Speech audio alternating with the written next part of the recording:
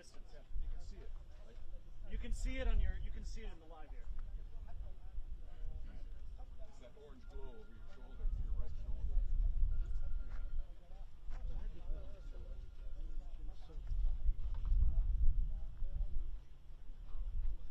Yeah, Jose. Well, we've just been having a front row seat now to some of the cross-border exchanges that have been going on. I'm down by the.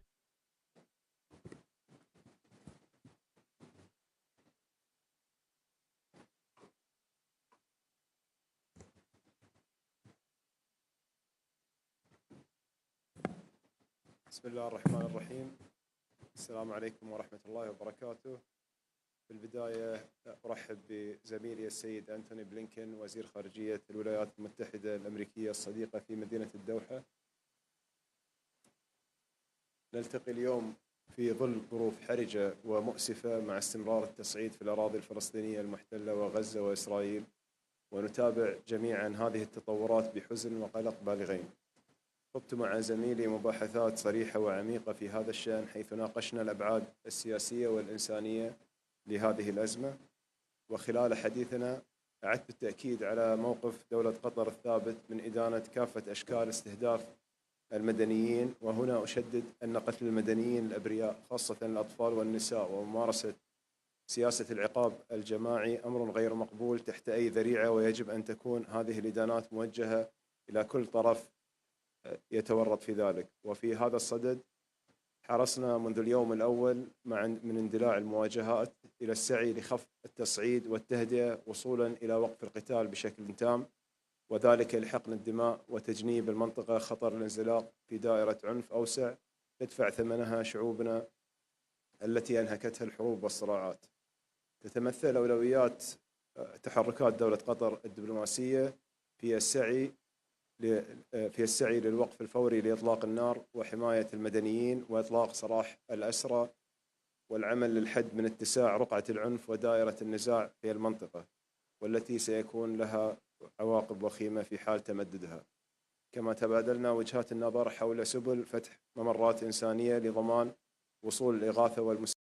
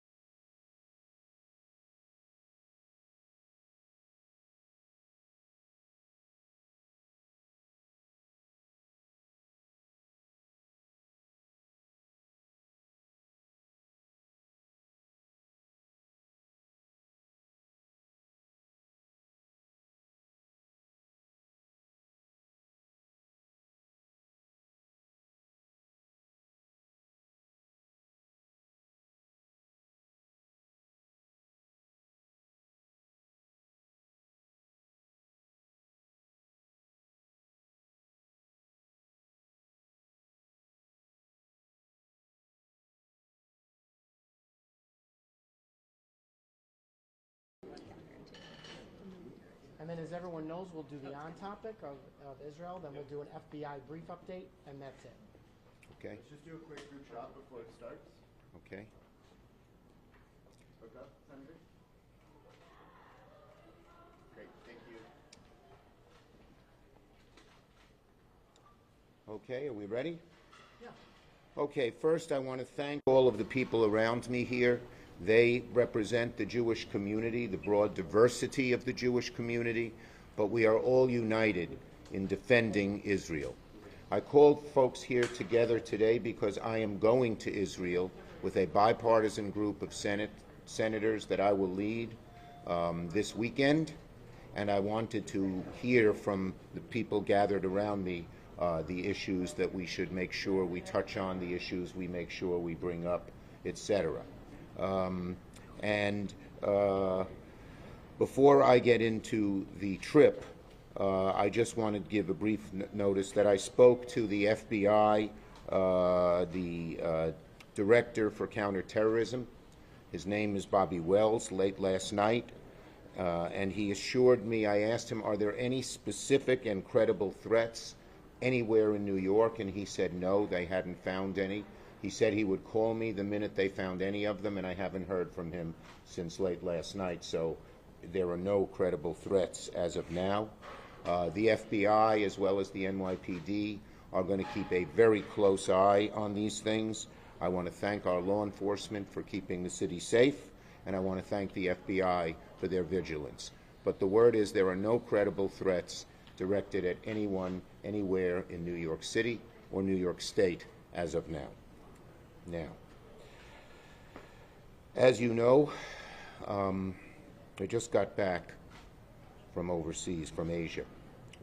I was on a trip when this happened, and I cut my trip short to be here. And that's because there are no words for the horror that happened last Saturday in Israel. More Jews were killed than on Kristallnacht, more Jews were killed than the Holocaust, and in a vicious, brutal way by some vile, vile terrorists. The stories of this viciousness goes on and on and on. You hear of new ones every day. When I was in China, the Israeli ambassador told me a story that I hadn't heard of, that they gathered 100 people, knocked on every door in a kibbutz, and said, all go into the rec room. They ushered them into the rec room. There were over 100 people in that room from that kibbutz, from elderly people to babies, and they machine-gunned every one of them down dead. The story, again, that's been told but has to be told again, of in a nursery, the horrible Hamas terrorists coming in and making sure the parents saw that they were slitting the throats of their children, and then they killed the parents. These are just a few of the horrible stories that are heart-wrenching. Babies murdered in cold blood and beheaded, whole communities gunned down, so many, including Americans, taken hostage.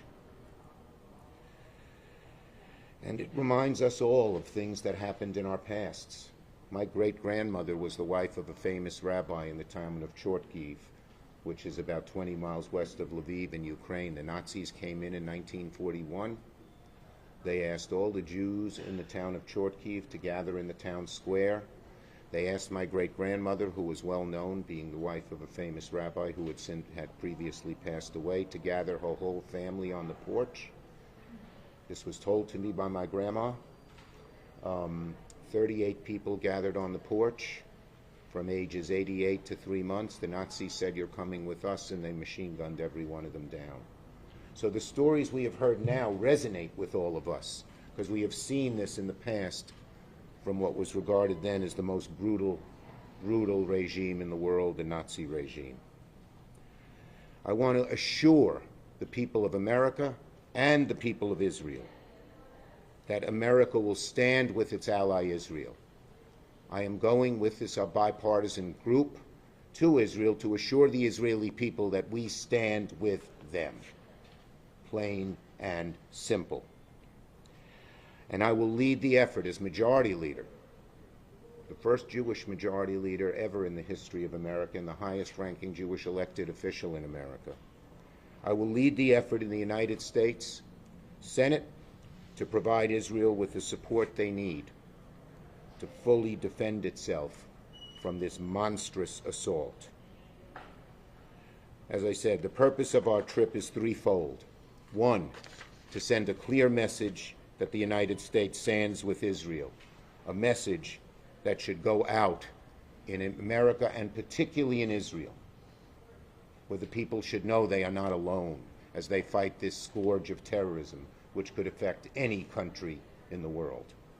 Second, to meet with the leaders in Israel and discuss in great detail what Israel needs in terms of resources and support, so we can quickly put together a package of support in the Senate, hopefully get it passed in the House, and get aid to Israel on its way.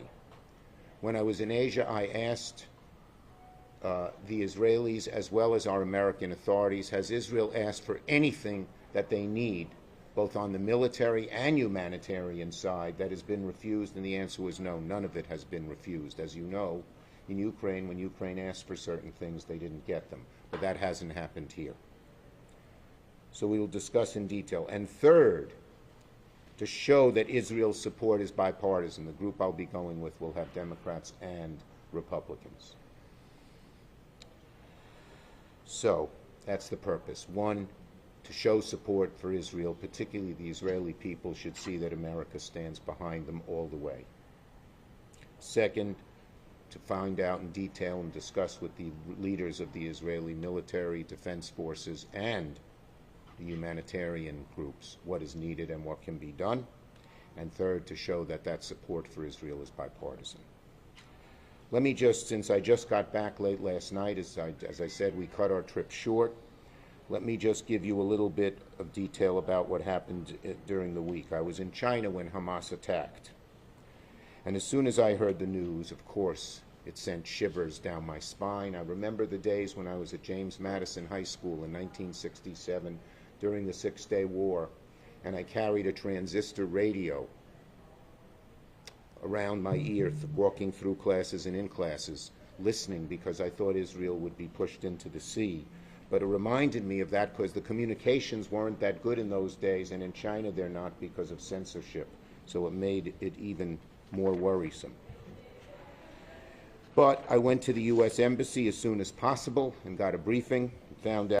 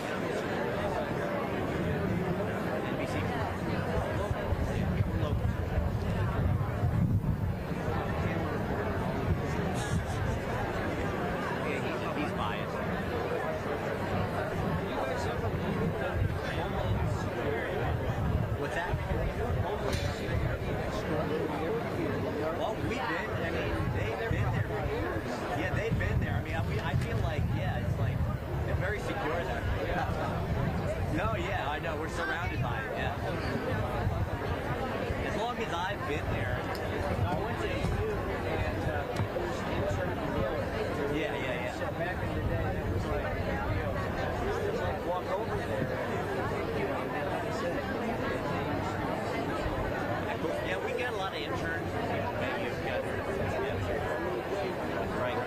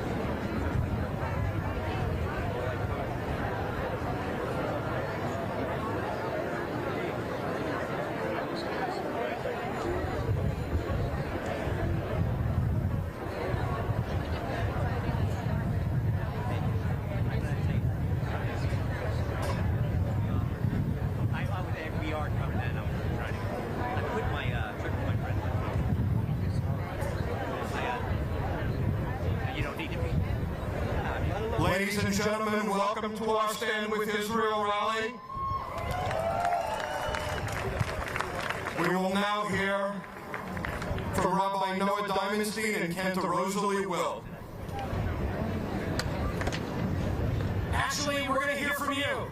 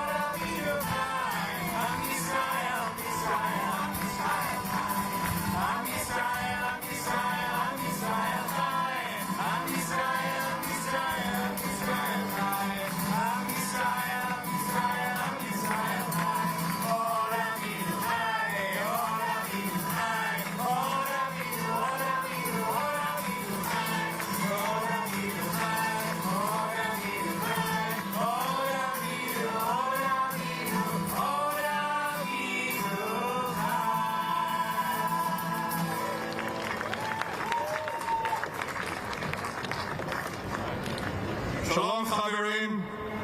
How are you, my friends? Did we let Hamas deter us from showing up today? I don't think they can hear you in Gaza. Did we let them stop us from showing up today? Ladies and gentlemen, my name is Ron Halbert. I'm the director of the JCRC of Greater Washington. Thank you for being here today in Israel's hour of need and in the hour of need of the Jewish people. This weekend we were stunned, horrified, enraged, are there any other words, grieving at the slaughter of Israeli civilians, soldiers by Hamas, and thousands of missiles falling on millions of Israelis, forcing them to take shelter. Can anybody believe the number of 1,300 people killed? 1,300? 3,200 Israelis wounded? Hundreds taken hostage? What kind of people take elderly and newborns as hostages? Who mocks scared children and marches naked women around the streets as a sign of military conquest? barbarians, cowards, people who act like animals and do not deserve to be called human. Hamas's goals were simple: to kill as many Jews as they could get their hands on, shatter Israeli self-confidence, and destroy what we, the Jewish people, want: peace, to enlarge the circle and make peace with Saudi Arabia. Hamas has tried to break the will of Israelis and Jewish people around the world. But you know what? They failed. Because we're more united today than I've ever seen us in my 30 years involved in this work. Never seen, from left to right, top to bottom. We'll have time to get back to the rest of the stuff later. But for now, we stand united in solidarity, 100% left to right, in solidarity and support with the people of Israel. Let us be clear. We stand, and I want all of our elected officials and ambassadors to hear this. The American Jewish community stands united in full support of all and any military action to eradicate Hamas and to make sure this never happens again, and safety and security return to the Jewish people. The eradication of Hamas is an American national security interest. It is a moral interest, and if we don't, the forces of extremism will win, and we will never be able to live in our holy land in peace. But now is the tough time, okay? We all know this. We've seen this show before. TV cameras start broadcasting, and some of my favorite quotes start coming out. We need to have a ceasefire. We need to end the cycle of violence. And this is my favorite one of all. Israel's using disproportional force. Because the way you get an enemy to stop beating you is by using equal force. Oh no. Those used to be the days, but don't expect the Jewish people to ever accept that type of situation ever again. Those days of a double standard are way gone, my friends. We have a living, thriving, breathing nation of Israel that we are proud of, and we are strong, proud of American Jews that will not accept a secondary standard to anyone in this country or around the world.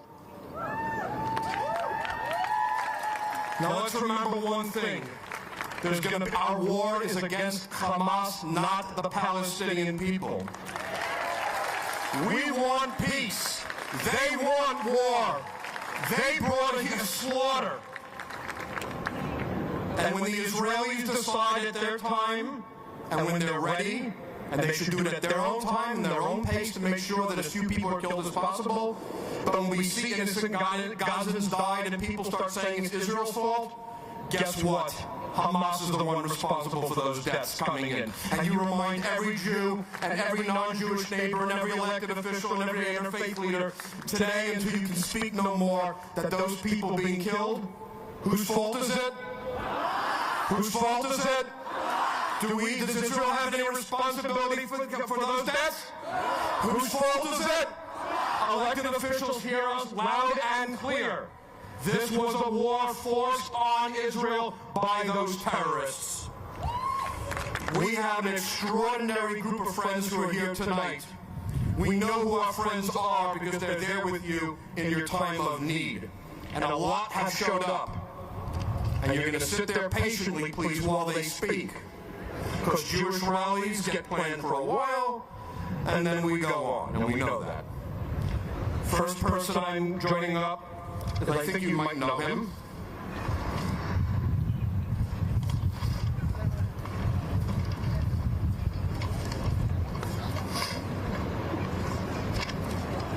Excuse me. That's what happens when you have a lot of speakers. Thank you, Ron! I'm going to make it really simple. I'm just going to do it from the heart. Governor Westmore. Governor Westmore is the first African-American governor of the state of Maryland in our over 200-year history. He was the CEO of the Robinson Foundation, the largest anti-poverty organization in the United States. He wrote his best-selling book that has become mandatory reading for every child across America about opportunity. And unlike Hamas, he was a real soldier. He fought in Afghanistan and led men into battle. It is my pleasure to introduce you my friend, the great governor of the state of Maryland, Wes Moore.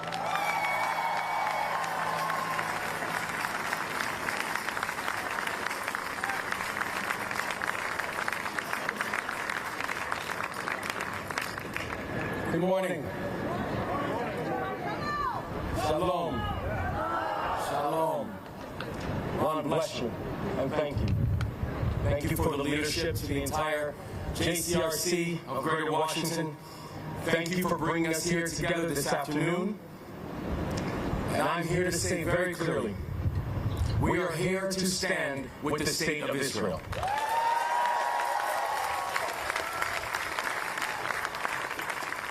To recognize the right of Israel to exist, to recognize the right for Israel to defend itself, to recognize the right of Israelis to live without fear.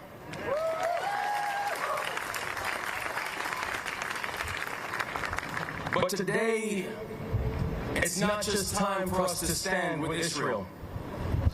It's also time for us to stand unequivocally against Hamas.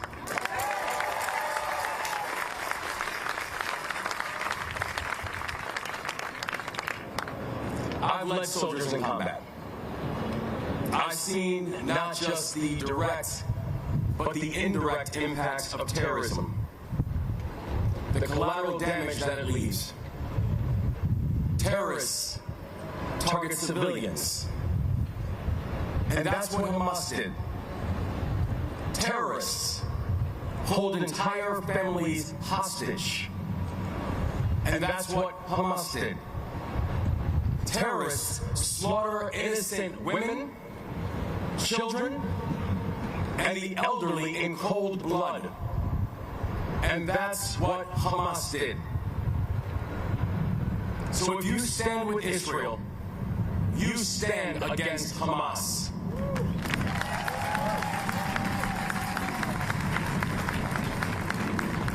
And if you stand with the Palestinian people and their right to self-determination, you also stand against Hamas.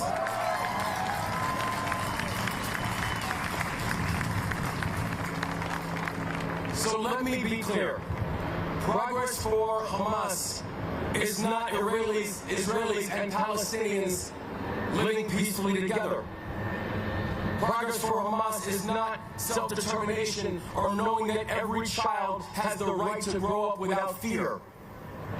Progress for Hamas is destruction. And that's why Hamas is not and will never be our partner in this important work.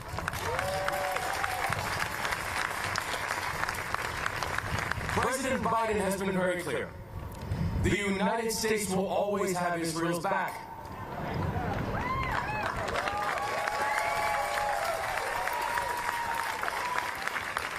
And I want to be very clear. The state of Maryland stands in lockstep.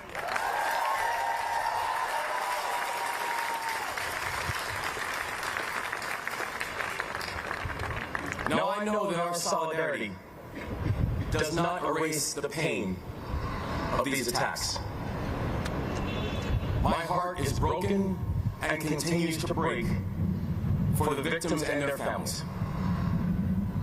And it's in times like these, when the pain is so deep and the pain is so real, that I turn to the place that has always offered me solace and the place that has offered me peace.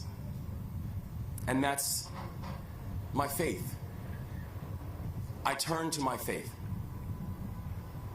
I've spent the past days reaching out to faith leaders. I've spoken with rabbis, I've spoken with imams, I've spoken with ministers, I spoke with my own minister. And in every conversation, two things have been very clear. First, that the attacks by Hamas last weekend were horrifying and defy every common principle of morality.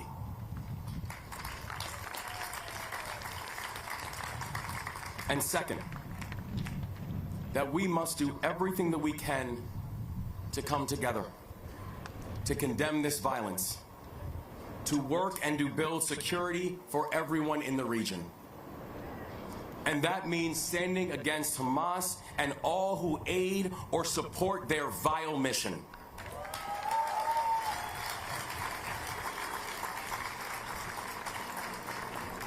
That means standing with the Jewish people, both at home and also around the world.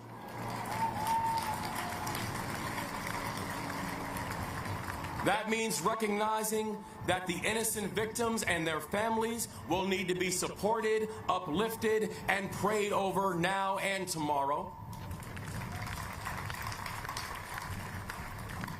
And that means rooting out anti-Semitism, anti-Muslim hate, and fighting bigotry in all of its wicked forms.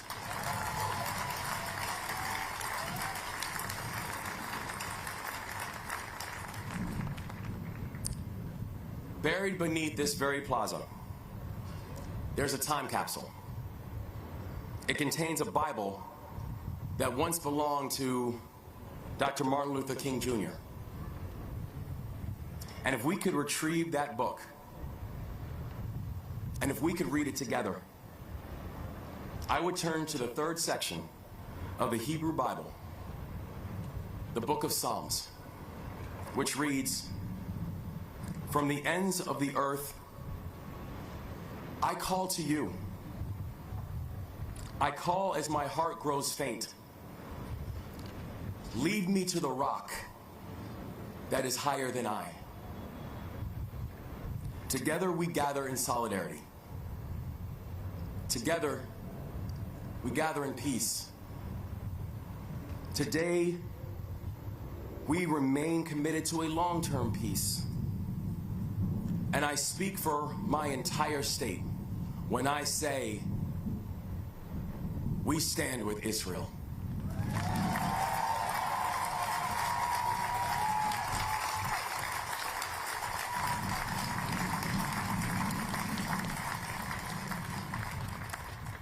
So let's keep marching. Let's keep marching towards that higher rock. God bless you. Shalom. And thank you so much for all you do.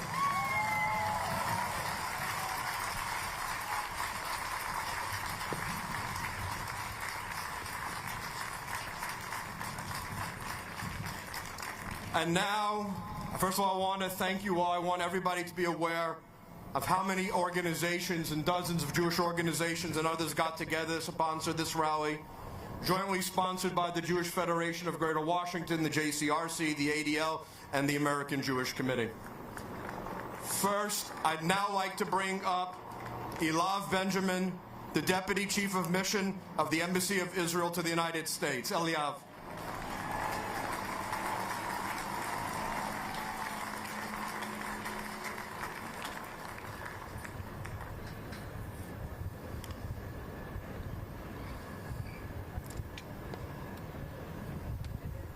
I want to begin today by thanking President Biden for consistently having our back, now and always.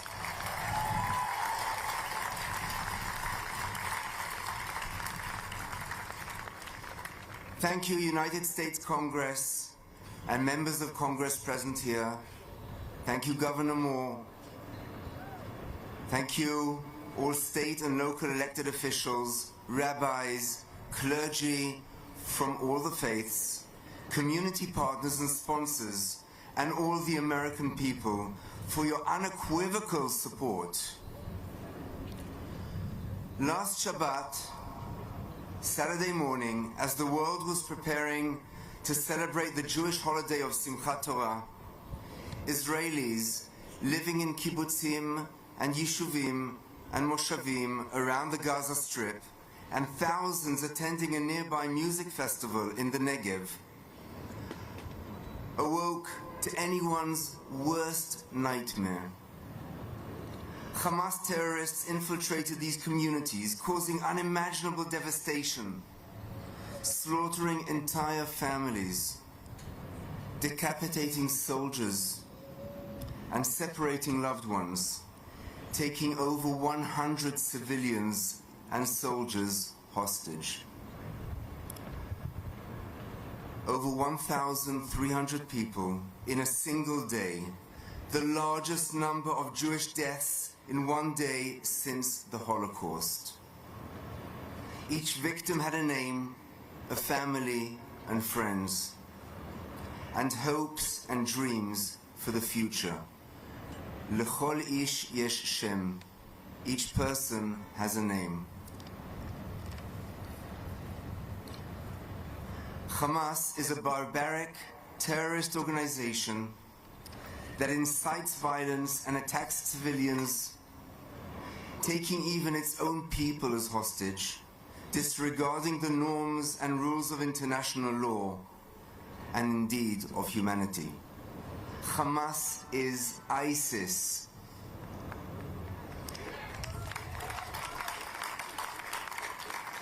Hamas terrorists are not freedom fighters who represent the aspirations of the Palestinian people. Rather, their fundamental goal has always been very clear: to destroy the state of Israel and to annihilate and murder Jews.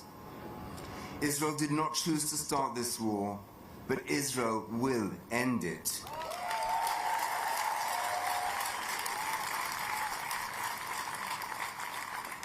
We will ensure that the Hamas war machine is eliminated. Israel will continue to take all the necessary steps to track Hamas infrastructure and strongholds. And for this, we will not apologize.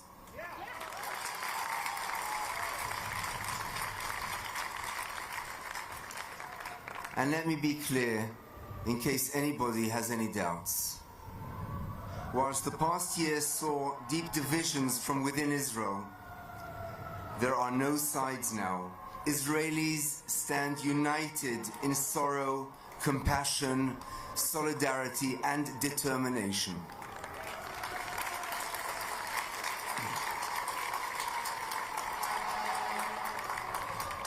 As we look ahead in the coming days and weeks, the media's portrayal of this war will shift. There will be images and reports that will prompt some shift to the narrative. But we must not forget what happened on October 7, 2023, the morning of Simchat Torah. We cannot and we will not forget the brutal, horrific murders of over 1,300 civilians, soldiers, and police. We must remember the innocent civilians who were slaughtered in their beds in Kfar Aza, those burnt alive in Be'eri, those kidnapped from their families in Nachal Oz, and unfortunately so much more. As we respond, we will do so with the IDF acting in accordance with international law, morals, and ethics.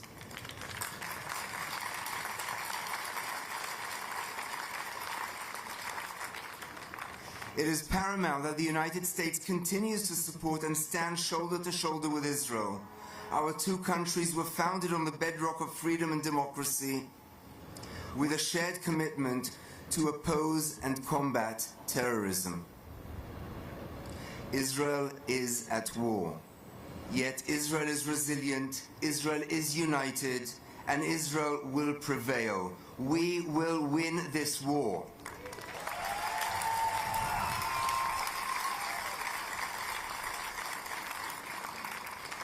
Thank you all for your ongoing support.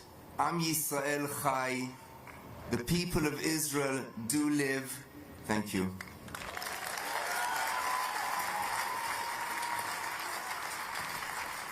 And now it's my pleasure to bring up Gil Prus, the Chief Executive Officer of the Jewish Federation of Greater Washington.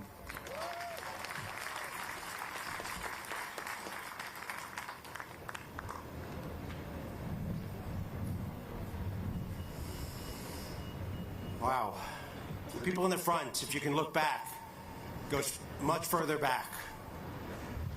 thank you, everyone, for coming out today and for standing with Israel. This is so critical. Showing up, being together, making a statement. Lekol ish yeshem, he said. Every person.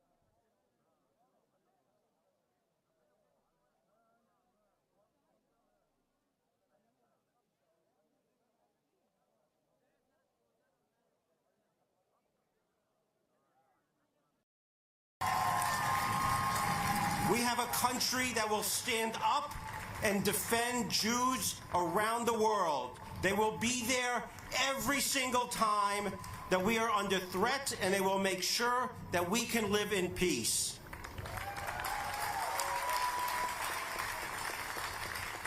Second, we have a friend in the United States. This country is standing up and saying at this moment in time, we stand with the Jewish community and we stand with Israel to defend itself and to make sure that this never, ever happens again.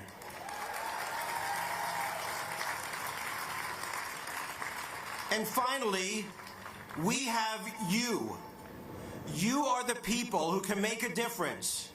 The Jewish community of this country and our friends and allies can stand up and demand that this country continue to support Israel, continue to make sure that it can defend itself, and we can be part of that effort. We cannot be silent. We cannot be quiet. We must raise our voices. We must call, and we must insist that this country continue to defend and support Israel's right to defend itself against these Hamas, beyond terrorists, these Hamas, ISIS, just I can't even imagine the word.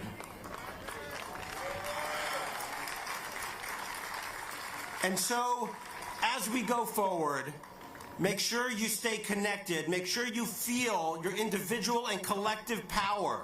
We have that in this day and age. This is not 1880. This is not 1940. This is 2023. Let's feel it, let's use it, and let's make a difference. Thank you.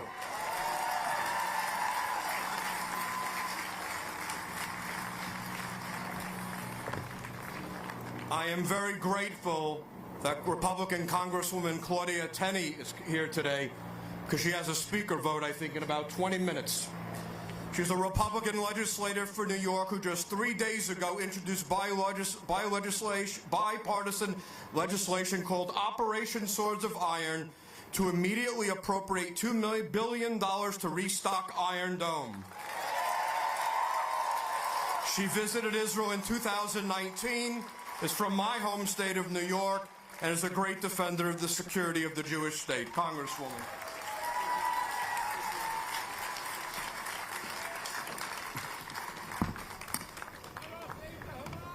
Thank you so much for all of you for being here and today showing your support for our Jewish and Israeli brothers and sisters. As you all know, and you've heard today from all the speakers, 1,300 Israelis that we know of have been killed, murdered, including at least 25 Americans. 3,000 Israelis have been injured and over 150 have been kidnapped. Let's be clear. This is Israel's 9/11, as you've heard so many people say. It is Israel's Pearl Harbor. and we will always stand with our greatest ally, the State of Israel.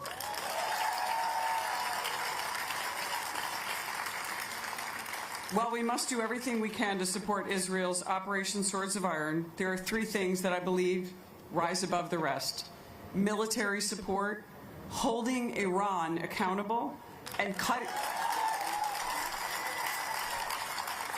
off funding for terrorist organizations like Hamas and Hezbollah.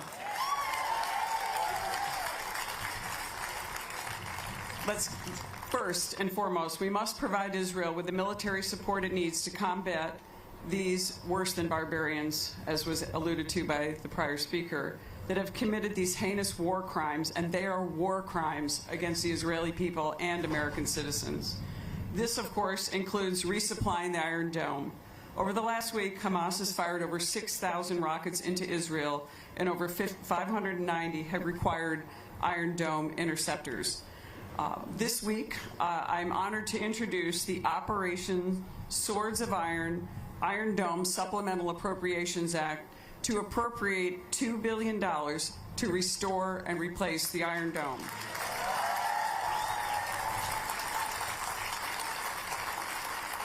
$2 billion is just a start, but we must urgently get the ball rolling and start providing assistance immediately to Israel. And I'm so pleased and so honored that 38 already and counting of my colleagues, including many, many bipartisan sponsors, are in support of this bill and this initiative. We must also provide Israel with a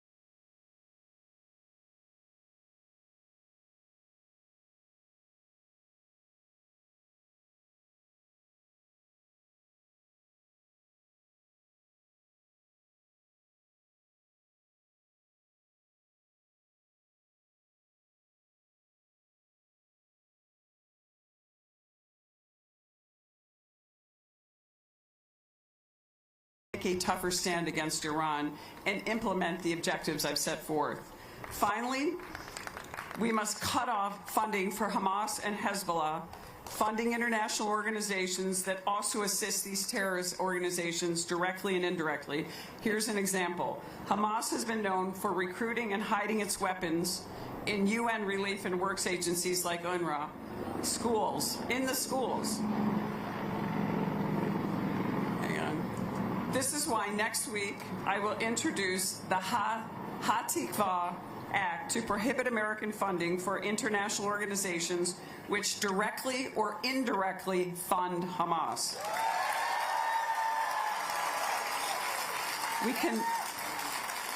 We cannot allow this terrorism to continue to hide behind children, to hide behind the elderly and people who are vulnerable. I just want to thank all of you. This is tremendous support.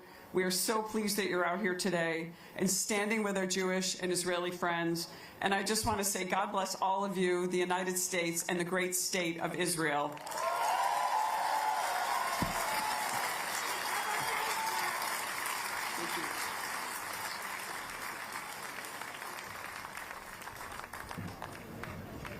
And now we have Ania Ali, President and CEO of the American Muslim and Multi-Faith Women's Empowerment Council. Anila, thank you for joining us here.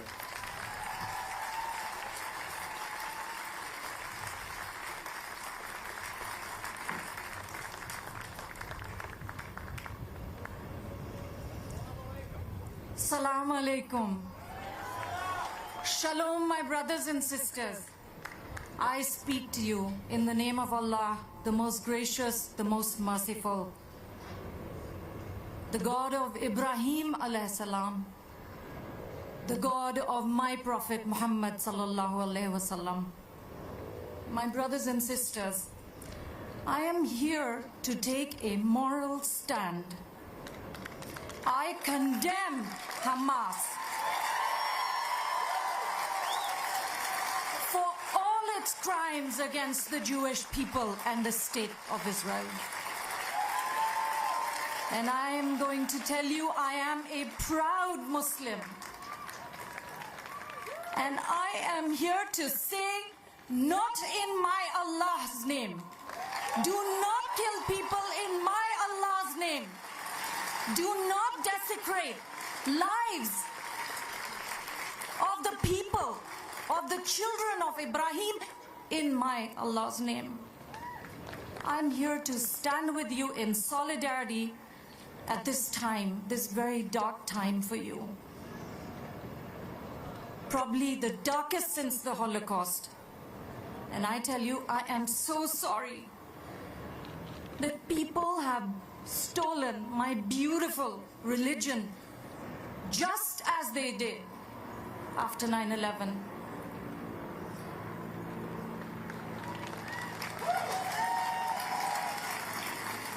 I also want to tell you, they do not represent me. Neither do they represent many, many Muslims of conscience. But I am here today joined by Imam Talib Sharif from the Masjid Muhammad, who could not be here but is here with you. He sends his prayers to all of you and he says he stands with you. Also, I will be going to the masjid to pray for you.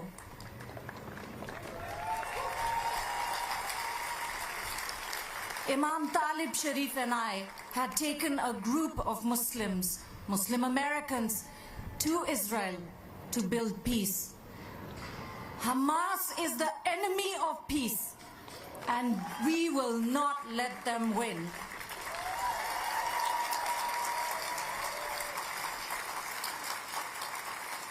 I ask Allah, and I want you to join me in this prayer. I ask, Ya Rab, forgive us for we have maligned your name. Prophet Muhammad ﷺ taught us that the greatest blessing is to be blessed by Khalilullah, the friend of Allah, Prophet Abraham. In our prayers, we pray for you 17 times a day. Let us unite in a prayer for those victims of Hamas who were killed in the name of my religion. And let us ask Allah, the God of Abraham and the God of Muhammad alayhi salam, to find a way that we can stop this hate around the world. Inshallah. And let us read and join hands in our prayers. Allahumma salli ala Muhammadin wa ala ali Muhammadin kama sallaita ala Ibrahima wa ala ali Ibrahima innaka Hamidum Majid. Allahumma barik ala Muhammadin wa ala ali Muhammadin kama barakta ala Ibrahima wa ala ali Ibrahima innaka Hamidum Majid. Thank you, my brothers and sisters.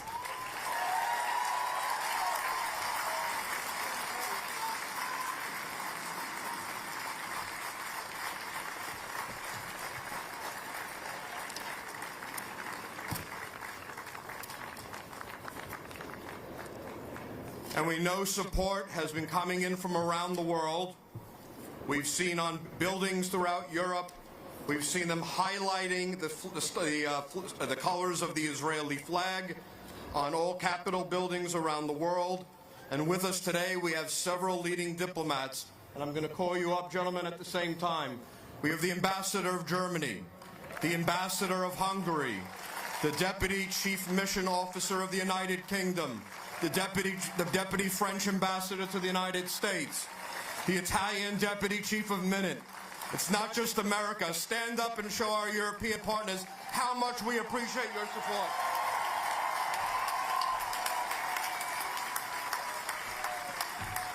First, the German ambassador, and then the Hungarian ambassador.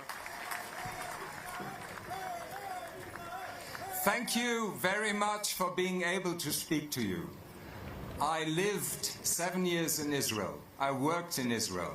I was there as a junior diplomat in the early 90s and as the German ambassador 20 years later. This brutal attack of Hamas on Israel is not an abstract horror. For me, it's a very concrete horror when I speak to friends in Israel. What matters now is that we stand with Israel. The German Chancellor expressed this in a special session of the German Parliament yesterday, and it is today that the Foreign Minister of Germany visits Israel to express our solidarity.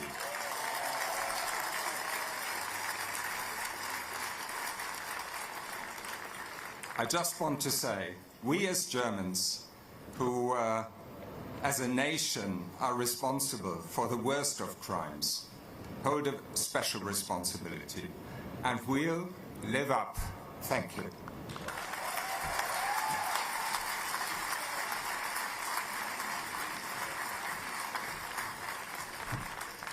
Shalom, dear friends.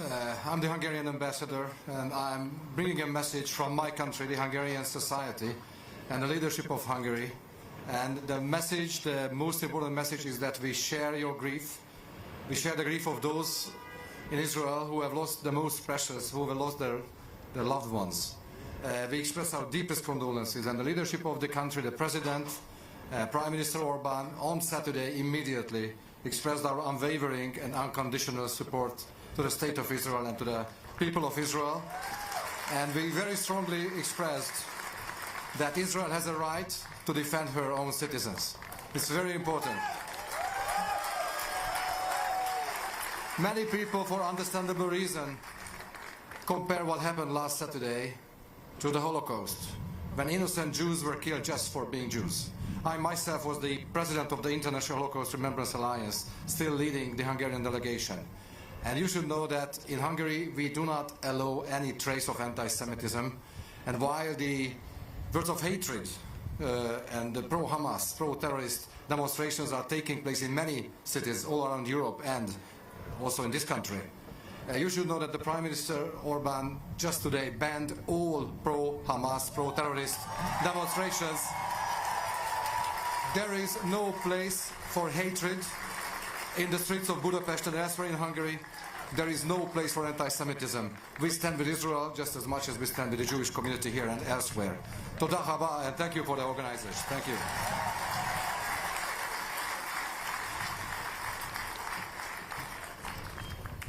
Friends of Israel, my name is James Roscoe, and I'm the Deputy British Ambassador here in Washington, D.C. The UK joins all of you here today in this square to stand with Israel. The UK government unequivocally condemns the despicable terrorist acts by Hamas against the Israeli people. We cannot be more clear. Hamas is a terrorist organization, and terror must be defeated. And as we've just heard, Hamas does not speak or act for the Palestinian people. Its actions have put people in Gaza at risk, civilians that it purports to represent. I say again, terrorism must be defeated. Now, we're here today because the UK has offered Israel whatever support she needs, whether that's diplomatic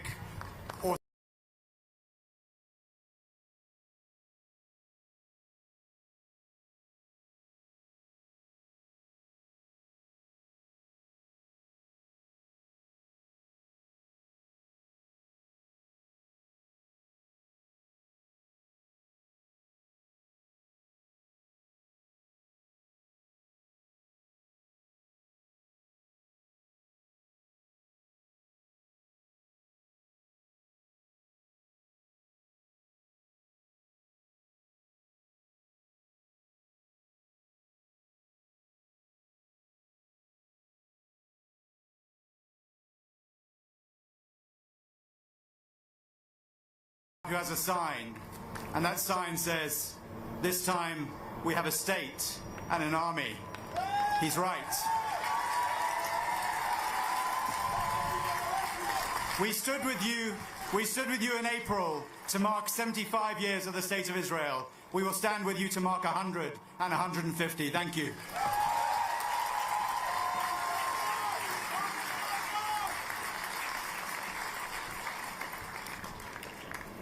Bonjour, I am Aurélie, I'm the Deputy Ambassador of the French Embassy, and I'm really filled with emotion as I join you here today to honor the victims of the unspeakable terrorist attacks by Hamas against Israel. I don't think words can describe what happened on Saturday. A murderous and blind hate, cruelty unleashed at a level that is hard to comprehend for any human being. We share the grief of the Israeli people. We all stand with Israel in this terrible moment.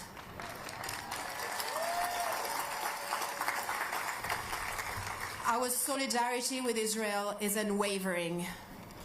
13 French citizens were also the victims of this bloody rampage, and 17 are still missing, among them children. Bring our children home. I find comfort in being here with you all, in sharing our sadness and our mourning together. Nothing justifies terrorism. Nothing. And in our fight against the evil that is terrorism, we must always uphold our values and our humanity. At the highest level, France has actively reaffirmed Israel's right to defend itself.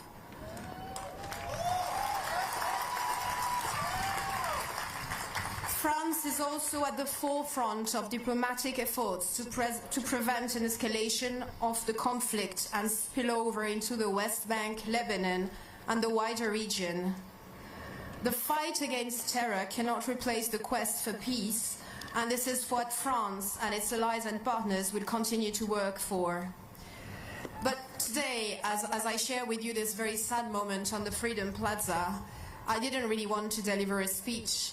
What I really want to be doing today is to hold my Jewish friends and family very close in my heart and in my arms, and to tell them that I will always stand by your side and I will be always watching your back.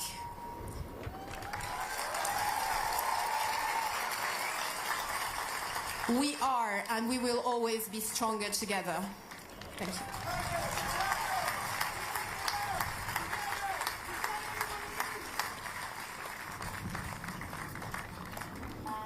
Buongiorno, my name is Alessandro Gonzalez. I'm here today to bring also the voice of Italy. Thank you. And first and foremost, this voice is saying that we stand firmly in support, unwavering support to Israel. So I'm just repeating something that President Mattarella, Prime Minister Meloni, Minister of Foreign Affairs Tajani have said to the world and to their Israeli counterparts in the last days. We completely support the right of Israel to defend itself. And how can we deny this right to defend yourselves, Israel, to defend itself, its people to defend themselves, in front of such a brutal, unprovoked, unprecedented, unspeakable attack against humanity? Let me say that Hamas doesn't represent the Palestinian people. Hamas is just terror, nothing else.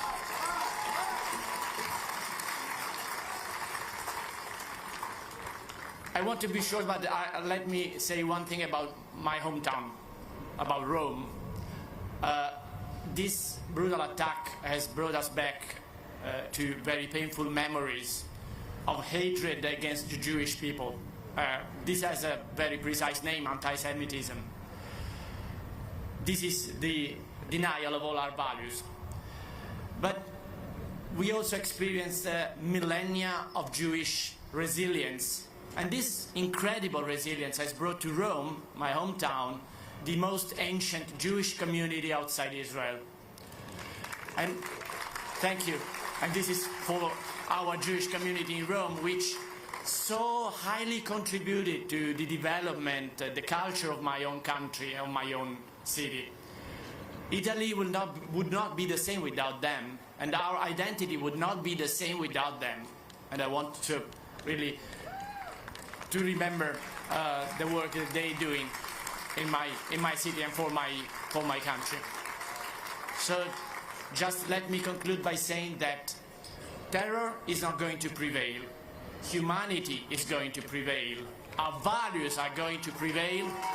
Peace is going to prevail. Shalom.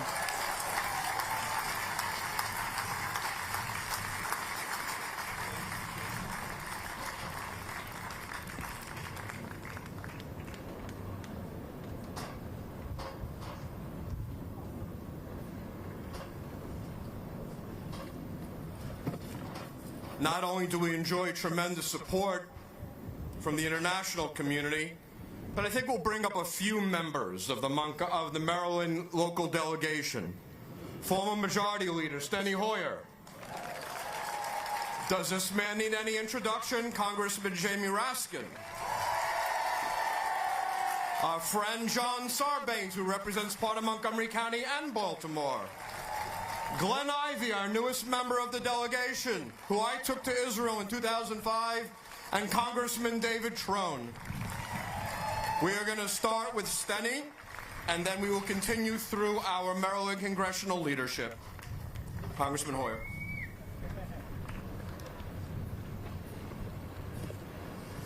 We've had dark days before. We're having dark days now. I'm not going to give a long speech. The President spoke for me.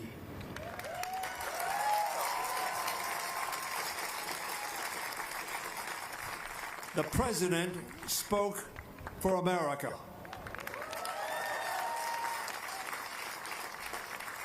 The President spoke for justice.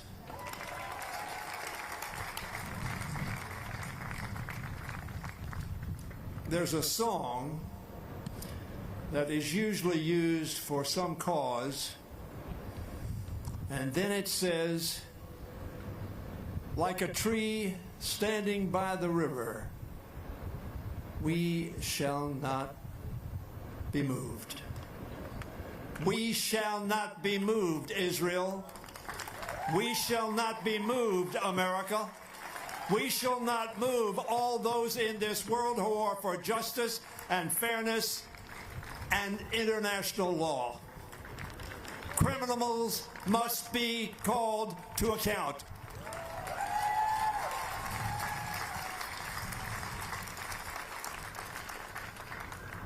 And we tell our Israeli friends that we recognized in 1948, minutes after they announced as a state. And we have not been moved since then, and we will not be moved tomorrow. What the President of the United States said, we are absolutely committed to being with Israel today, tomorrow, and always.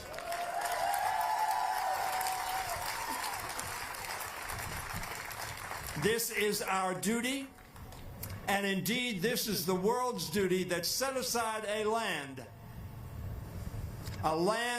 that Israel had occupied for millennia, and said, this is your place of security. This is your place of sovereignty. This is your place of safety. Let it always be with our help and with our commitment and with our might.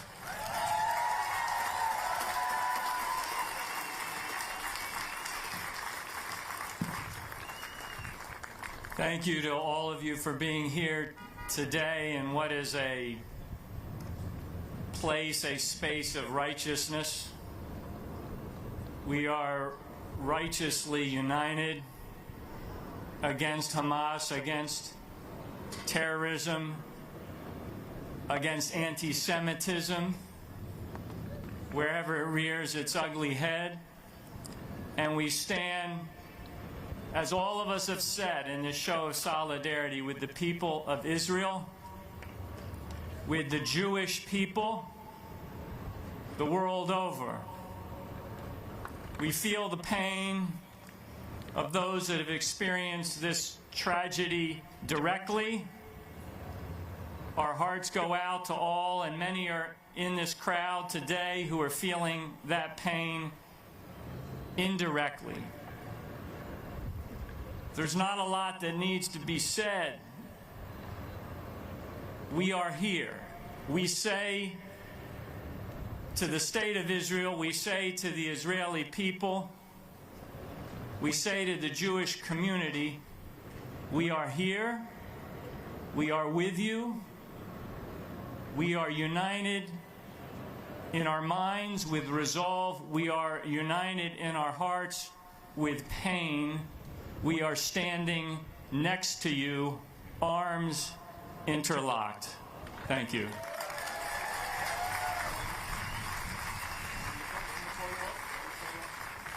And now we'll be joined by Congressman Glenn Ivey.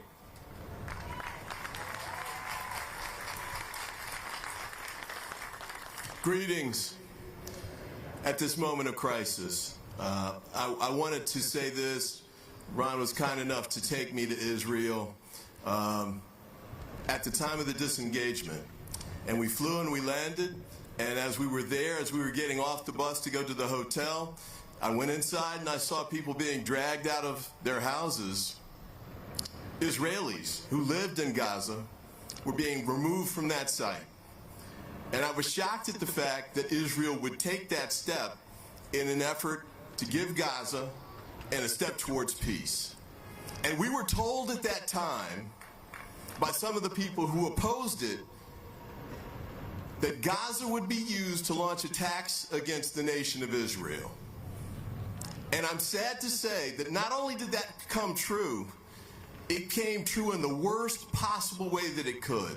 I had a chance to go back to Israel just a few weeks ago, and we were sitting there as a delegation of 10 members of Congress sitting with Mr. Netanyahu and his cabinet, and they were talking about the impact of the Abraham Accords and how this might be a moment where Israel was getting closer and closer and closer to peace in the region. Hamas knew that, and that's why they launched these horrific, despicable attacks last weekend. So I say this, Hamas cannot win. We've got to make sure, absolutely, they must be dismantled, they must be destroyed. The United States stands with you in this effort because we need it to happen too. And beyond that, this is my request.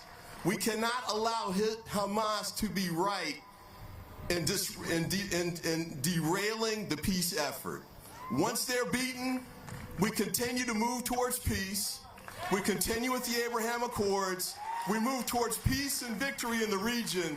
With your help and your guidance, we'll get there. Thank you, God bless, and stay strong. And now Congressman David Trone, who knows a thing about the Abraham Accords, is the co-chair of the Congressional Caucus on the Abraham Accords. Congressman Trone. Shabbat Shalom. It's good to be here today. It's a tough day for the whole world, frankly. And I really am so proud of what Steny talked about, and that's President Biden, how he stood up for Israel. He made it crystal clear. We're one country. We're united together. And that will not change. I was proud of Secretary Blinken as he traveled to Israel. And his statements were so consistent with the president's message. We will be there. There will be hard times. It will be difficult as the army goes through Gaza. there'll be more loss of life. Soldiers and so many innocents will also die. But Hamas is an evil. It is ISIS. It is Taliban. It is no different than we see down the street at the Holocaust Museum. We've seen that at Yad Vashem. We've all seen it. We've all tried to imagine it. Yes, never, never, ever again. Never again. Never again. Never again. Never again. Never again. Never again. Never again. We know that. We know that in our hearts. But it did happen again. And because it did happen, we've got to refocus again. And we've got to be there side by side with Israel as we move forward in these tough days. But the barbarism, the savagery, mind-boggling, absolutely mind-boggling. So the United States, the Congress, will be working in a bipartisan way. It has to be bipartisan, and that will happen for sure. And as a co-chairman of the Abraham Accords, we've got to continue that effort of people-to-people diplomacy. That's how we're going to create a two-state and a lasting solution. But know this, everyone in Congress will be with Israel on, now, and forever, because never again. Thank you.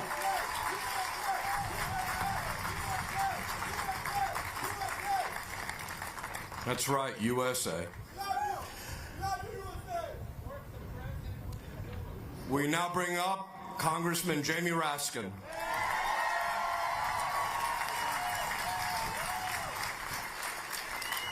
Brothers and sisters, we demand the immediate safe return of all 150 hostages, among them both Israelis and Americans, among others, held captive by Hamas in Gaza today.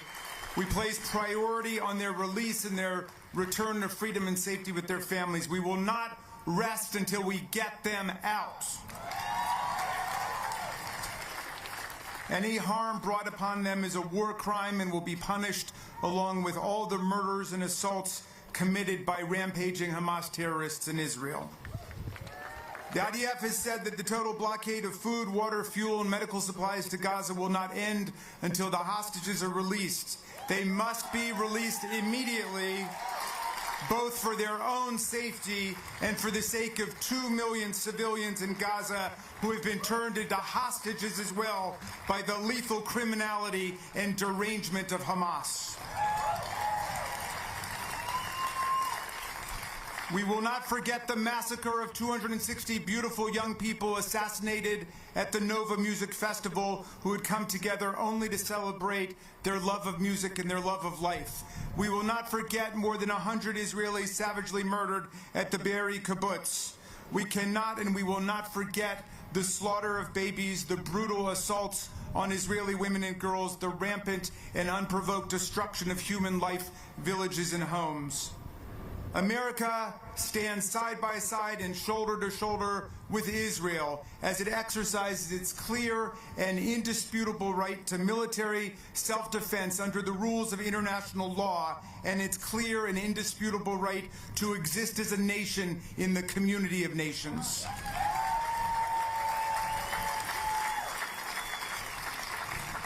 As a member of Congress and a defender of human rights, democracy, and freedom all over the world, I am determined to see the total destruction of Hamas, a terrorist death cult conceived in the poisonous fusion of Nazi and Islamist ideology.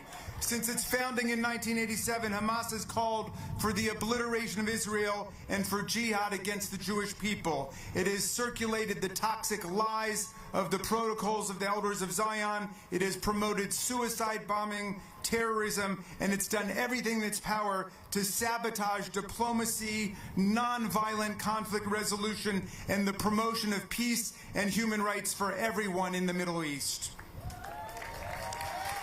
Hamas has tried to turn the political conflict between Israelis and Palestinians into a religious holy war between Muslims and Jews, a sinister goal that the world must deny to them, as we must deny to them their goal of endless cycles of violence and bloodshed that will steal precious lives, Israeli and Palestinian, for generations to come. We must reject the effort by Hamas to conflate their vicious, terrorist, anti-Semitic mission with any legitimate political program.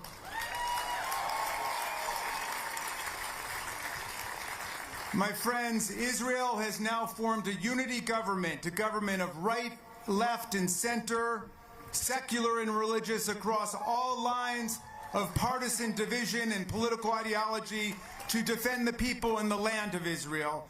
And I wish we could do the same thing in the House of Representatives. But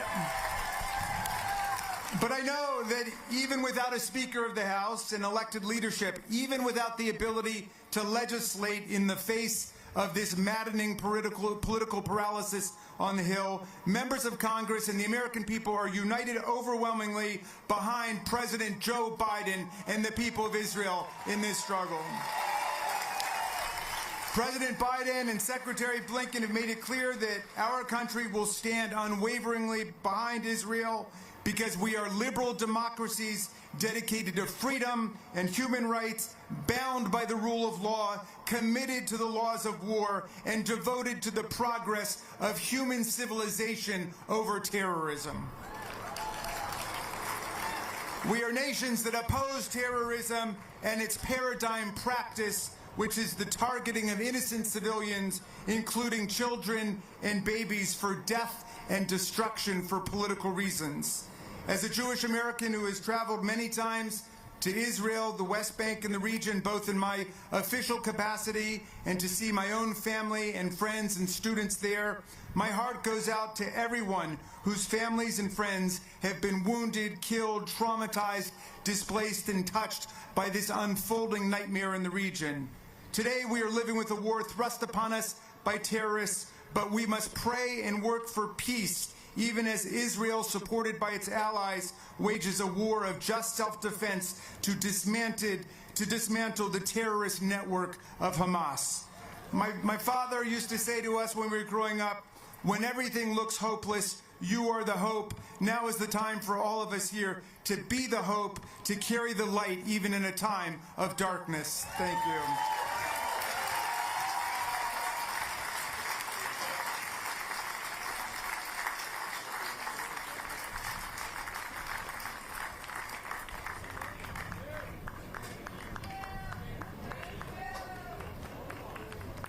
What an incredible delegation we have.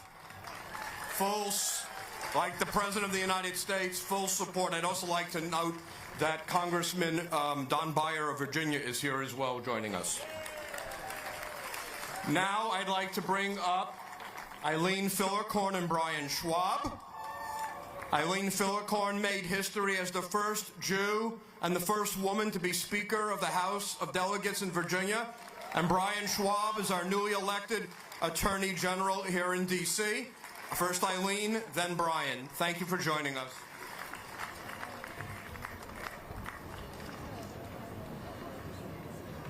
Wow, what a view. I stand before you as the 56th Speaker of the House, the only Jewish woman to serve as Speaker of the Virginia House of Delegates in the over 400-year history.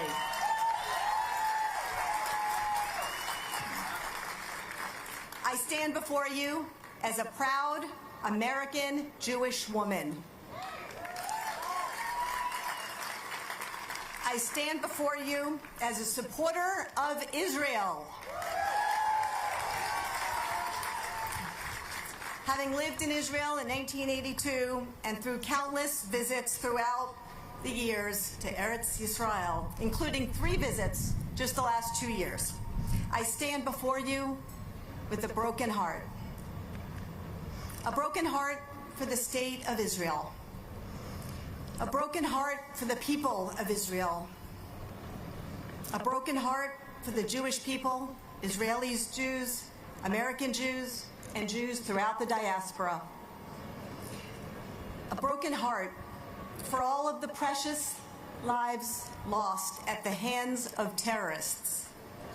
A broken heart for the families, friends of the hostages, Israeli Americans, and possibly others who are literally reeling in pain, minute by minute, with no word or knowledge of their loved ones' whereabouts.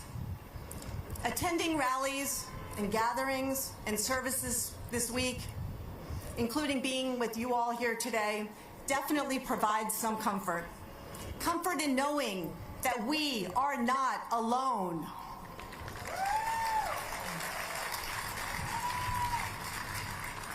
Comfort confirming what we know, that the Jewish people are resilient. Comfort knowing that Israel is strong. Comfort knowing that we will not let the terrorists win. And comfort knowing that we as Americans continue to stand for democracy, for freedom. Comfort knowing that collectively we stand with the people of Israel as they defend themselves.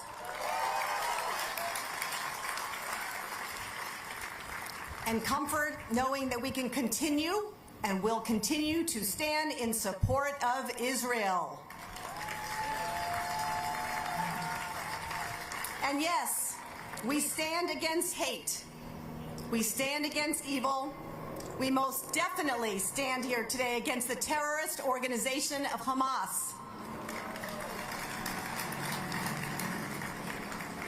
And every day since the terrorist attack, we stand together in prayer, in providing strength to the victims, family members, friends, and hostages still in harm's way. We often say, never again. But on October 7th, 2023, never again came again. As expressed in Psalm 133, how good it is to come together and demonstrate solidarity. Hine ma tov u'manayim, shevet achim gam yachad. Am Yisrael chai! Am Yisrael chai! Am Yisrael chai!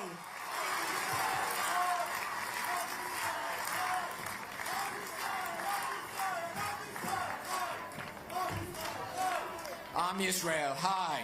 Am Yisrael, Am Yisrael, Am Yisrael Chai! Od Avinu Chai! Good evening. If we don't hurry, it's afternoon still, but it's coming evening. Shabbat is on its way. As a third-generation Washingtonian, as a proud Jewish American, it's heartening to see so many of you, friends, allies, neighbors, Washingtonians here, standing together, supporting each other, grieving together. Like many of you, I have family and friends in Israel. I've traveled there many times. Like many of you, watching the searing images this past week has been painful, infuriating. It's been personal.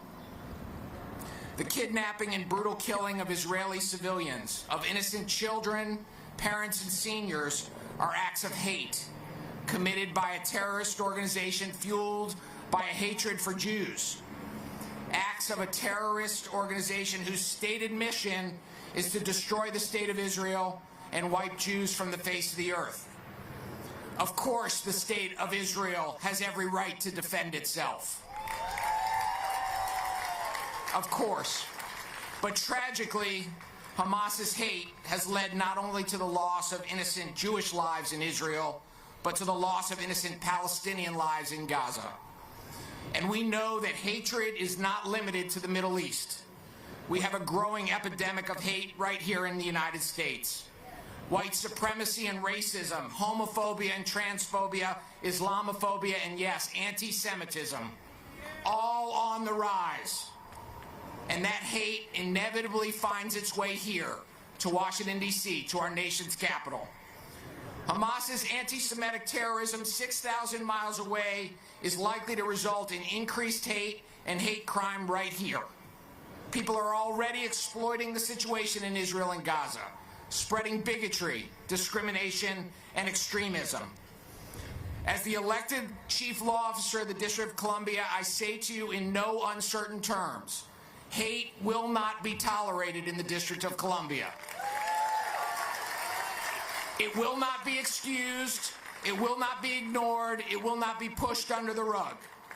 Hate is dehumanizing. It depends on denying the fundamental humanity of other people. People who may look different, people who may pray differently, or who live in different neighborhoods. Our response in moments like these sets a precedent for children and generations to come. Our children are not born with hate.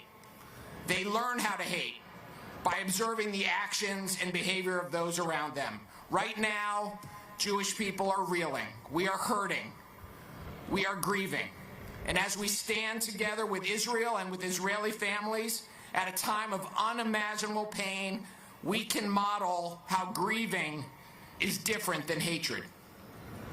I want you to know that the D.C. Office of Attorney General is committed to combating hate wherever it raises its ugly head. Wherever it raises its head. Our commitment to the rule of law, to our commitment to our democratic values, and our commitment to tikkun olam, to repairing this broken world. It requires that we continue to stand together, shoulder to shoulder, in the face of hate, in pursuit of peace, and in support of our shared humanity. Shabbat Shalom.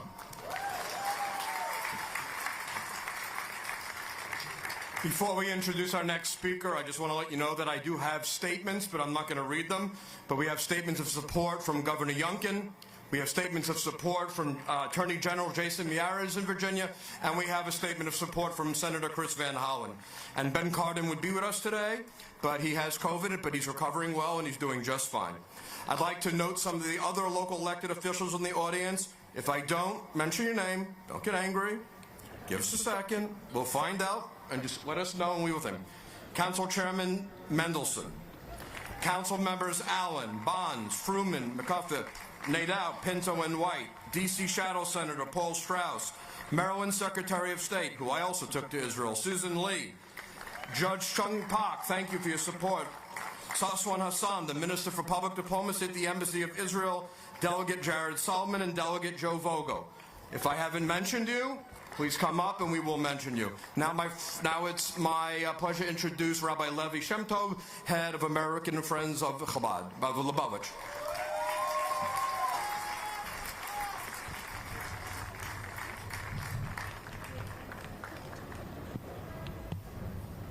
Shalom to you all, and thank you everyone for coming and showing support across the Jewish community and those beyond the community, not only as well, but especially. The Jewish people have survived because of our articles of faith in God, our strength and unity, and our friendship from people beyond our own nation. This is a Torah, a copy of a Torah. And across the world, everywhere outside Israel, tomorrow we will begin to read the Torah anew. And the first passage of the Torah is Bereshis bara Elohim es hashamayim es haaretz. In the beginning, God created the heaven and the earth. And Rashi, the classic commentator, says if the whole idea of the Torah is to do mitzvot, to do good deeds, why does the Torah start with the creation of the world? And he writes, and this was 1,000 years ago, approximately, that there will come a time that the nations of the world will tell your people, the Jewish people, that you are thieves. You've stolen the land on which you live. And the idea will be to point back to the Torah, this text which has not been altered in 3,000 years. And we will say, no, it's God's land. And He gave it to us. And we will live there until Mashiach comes and beyond. We will welcome people of all faiths and all nationalities to visit in peace and be with us. but we will not allow them to violently mar the celebration of our faith.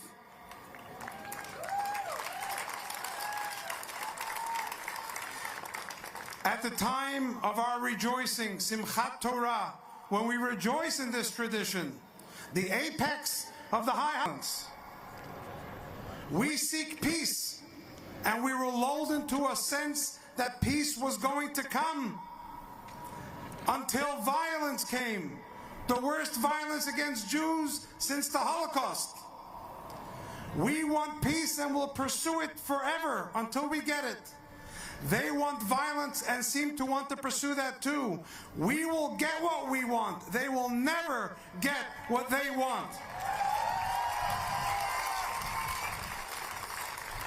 So what's our response? The Lubavitcher Rebbe once said that first Rashi is not only talking about territory, it's talking about ethics and values. What are the ethics and values of Jewish people in dark times, in challenging times? It's to do more mitzvot and bring light into the darkness, love into the hatred, so that we can overcome it with positivity. And therefore, I'd like to direct you to colleagues of mine there to my left, who will offer you a chance for tefillin, to don tefillin, to light Shabbat candles, to give charity, to bring goodness into the world. And if you don't feel like doing it, remember, there's a soldier in Israel who would like to, but just can't. Do it for them. I will now recite the shortest chapter of Tehillim. It is 2 lines, and I will ask that you follow the words after me. I took up my time speaking instead of praying. It's 2 lines that said, praise God. I'll say the translation, then I'll repeat it. All the nations, praise Him, all the peoples, because the kindness of God is upon us, strong, and the truth of God is forever. So those who would like to say it with me in Hebrew, Hallelujah, Es, Adonai, Kol, Goyim, Shabchuhu, Kol, Ha'umim, Ki, Govar, Oleinu, Chazdo, Ve'emes, Adonai, Le'olam. Hallelujah. And I close with this phrase, the central article of the Jewish faith. If you don't have a covering on your head, put your hand there. If you don't have a cap, and repeat after me. The words said as people met their deaths in the camps. The words said as people saw last week that their life was about to close abruptly, and the words we will say to show that Netzach Yisrael lo yishaker, our faith will endure forever. Please repeat after me if you wish. Shema Yisrael Adonai Eloheinu Adonai Echad. Hear, O Israel, the Lord is our God, the Lord is one. Have a wonderful Shabbat, and may we see peace in the coming days, speedily in our time.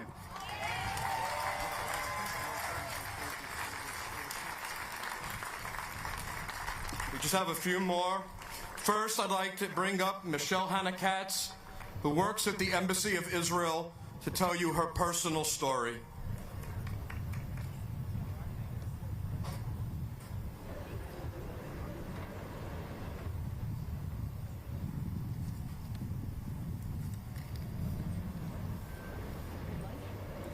I will start by saying thank you from the bottom of my heart to everyone here in the United States for expressing their support to Israel.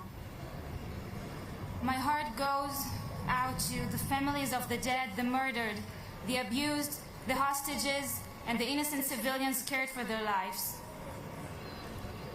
My dad grew up in the United States.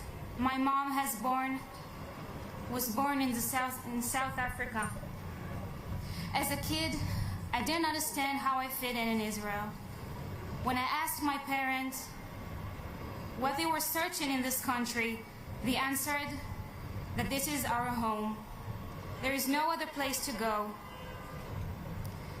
Years have passed, and I went to university, traveled far to America searching for meaning. the war started, and more names of murdered, missing, kidnapped, innocent people started appearing on my phone and TV. As many Israelis can relate, many of them reminded me some part of my life back home. Kindergarten, elementary and high school, university, my military service and travels.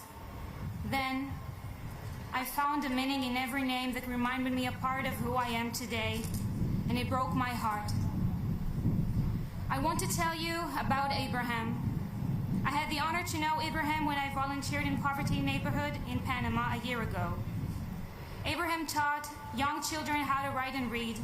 He didn't know a word in Spanish, but the children understood every word and were so happy with him.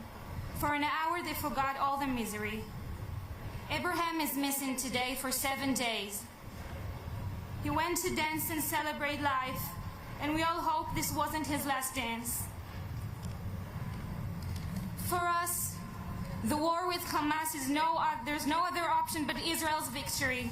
This is a war of good and bad, a fight for freedom and the right of Jewish people to live. We are strong, we are united, and we will not stand still when crimes against humanity rise again. When we said never again, we meant never again. Thank you. It is my privilege to be here with you.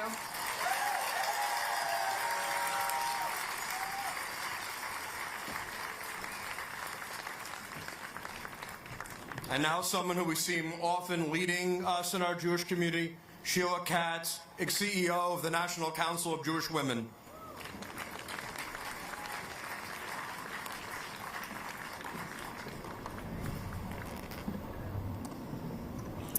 Hi, everyone. I just want to start, obviously, by naming that this is so personal for so many of us. More than half of the population of Jews are in Israel, and I just feel compelled to share the names of the hostages that I personally know who I've been holding this past week. Erez Calderon, who's 12, Noya Dan, who's 13, Zahir Calderon, who's 16, Ofer Calderon, who's 50, Carmela Dan, their grandmother, who's an American citizen, who's 80, and Vivian Silver, 74, who founded Women Wage Peace, one of our premier partners in Israel. It's so hard to be navigating this when you can actually acknowledge that the people we're talking about are people, that are human beings, that need our help and our love and our empathy, and we have to do everything we can to bring these hostages back home as soon as we can. At the National Council of Jewish Women, we care deeply about all people, especially women, children, and families. And we know that when terrorism and war happen, it is women, children, and families who often pay the highest prices in ways that are vast and deep and hard to hear. The terrorist attack this past weekend by Hamas was the greatest single mass killing of Jews since the Holocaust, and the trauma is still hard to comprehend. Hamas went door to door through Israeli towns and kibbutzim, shooting entire families, children, and the elderly, killing indiscriminately and taking more than 150 hostages into Gaza, including an 85-year-old Holocaust survivor who has already seen the worst of humanity once in her lifetime. They took the cell phone of a grandmother and live-streamed her murder so that her grandchildren could see, and they surrounded thousands of young people, dancing at Outdoor Peace Festival and concert, slaughtered them and assaulted them and paraded their bodies of some of the women naked back in Gaza to cheers. These events have devastating impact on all of us, on the global Jewish community, and the collective trauma of these events will impact Israel and the Jewish people forever. And with that, we should not have to convince people who claim to be our friends and allies that murdering Israeli civilians is wrong.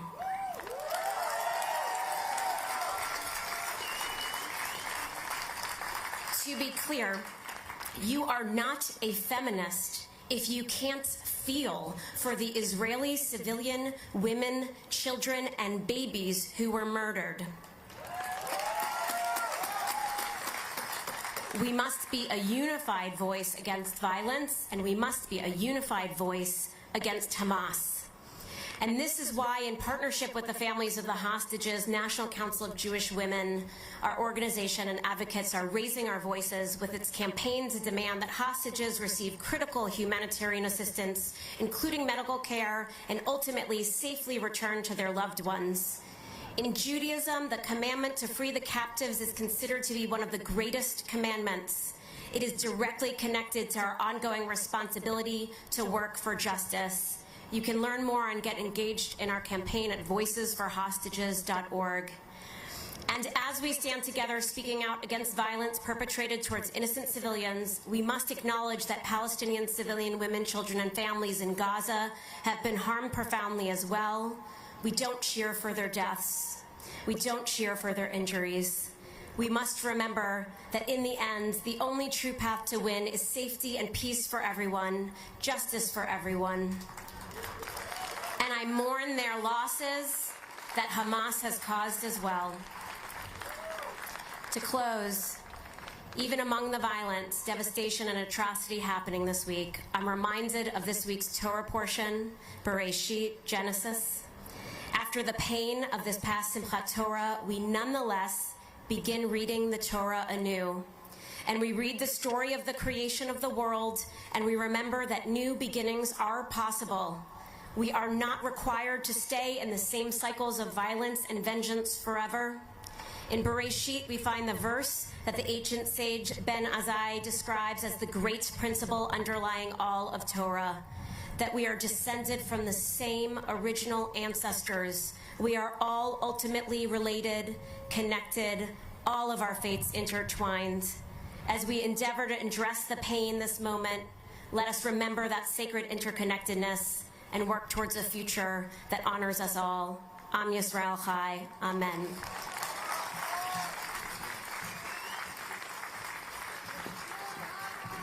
And now, I'd like to welcome up several rabbis, Rabbi Adam Raskin of Har Shalom, to give some words. I'd like to also welcome up Rabbi Lauren Holtzblatt of Adas Israel to say the prayer for the captives, Rabbi Steve Reen of Agudas Achim to do the prayer for the IDF, Rabbi Bat Weiss, my synagogue, Temple Beth Ami, to do the prayer for Israel, and then also to ask Rabbi Noah Diamondstein and Canon Rosalie Will to lead us in song.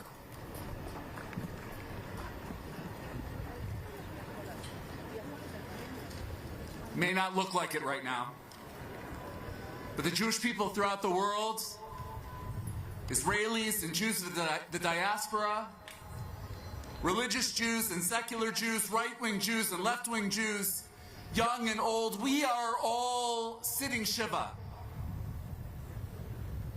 Our lives have been turned upside down. We alternate between weeping and stunned silence. For some of us, it's difficult to eat, difficult to sleep, to not constantly think about how impossible it is that so many of our loved ones are gone. But we are not sitting Shiva for one beloved relative who died. We are sitting Shiva for more than 1,000 beloved relatives who died. Not of old age, not of natural causes. We are sitting Shiva for our Jewish family members, teenagers, kids in their 20s, systematically murdered at an outdoor concert. We are mourning for our relatives who are attacked and massacred in their homes. We are sitting Shiva for babies. So many precious, innocent babies brutally murdered, whose tiny bodies were desecrated by the death squad called Hamas. And we are also in a state of suspended horror as we fear for loved ones, for grandmothers and Holocaust survivors, children locked in cages, abducted and dragged into the bowels of Gaza. The horrific attack of Hamas will rank among the worst pogroms in Jewish history. When we remember Babi Yar, we will also think of Be'eri. When we speak of Kristallnacht, we will remember Kfar Aza. We are all Avelei Tzion. Every single Jew is a mourner today. And there have been so many funerals. Every single day, more funerals across Israel, cemeteries scrambling to make room for fresh graves, and we know that they will need more in the days and weeks ahead. But we remember the words of the 23rd Psalm, so often recited at funerals and gravesides. Gam ki elech begeit sal mavet lo ira ra. Though I walk through the valley of the shadow of death, I will fear no evil, for you are with me. We are not alone. We are not alone on this sad journey through so much death and misery. We are not alone because of so many friends who we've seen today, who have come forward to comfort us and pledge their support. From so many interfaith friends to friends at the pinnacles of power in this great country. And we are not alone because the Jewish people are one amazing, interconnected family. Every single label that has been deployed to separate us or categorize us, religious labels, ideological labels, political labels, none of them mean anything right now. The only label that counts is that we are all Jews. And we will provide each other the strength to eventually get up from Shiva and to be assured that the Jewish story is far from over, that Israel's story is one of hope and survival and triumph. And today is no different. The Jewish people is not going anywhere. The state of Israel is not going anywhere. No matter how bleak it may seem right now, never forget that the Jewish people have looked into the eyes of evil many times before.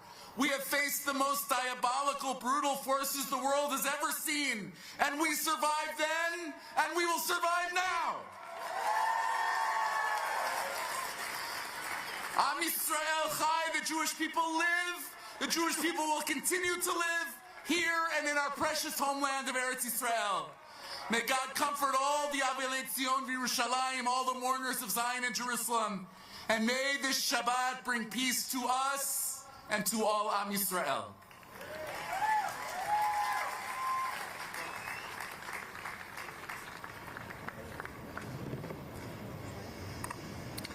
Eloheinu matir asurim, miskav ledach, miskav letut, b'tzara. Our God, the one who raised Joseph up from the pit, be a refuge for the oppressed, a refuge in times of trouble. Send complete rescue and full redemption to those held in captive. Strengthen their spirit and bring them our prayers that they may be protected from all harm. Implant understanding in the heart of those who hold them captive and return them in wholeness of body and spirit.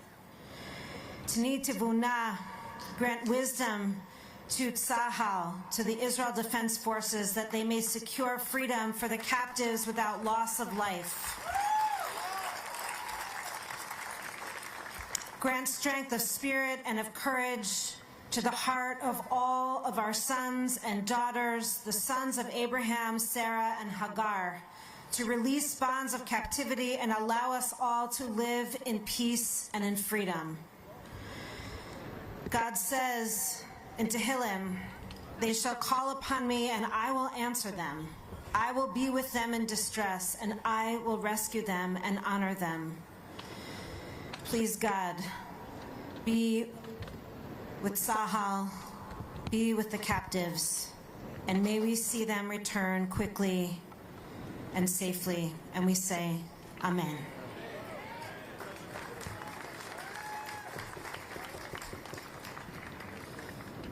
A prayer for Israel's Defense Forces. Mishaberach Avotenu Avraham Yitzchak v'Yaakov Hu Yivarechech Chaylei Tzva Haganah Yisrael. May you bless our ancestors Abraham, Isaac, and Jacob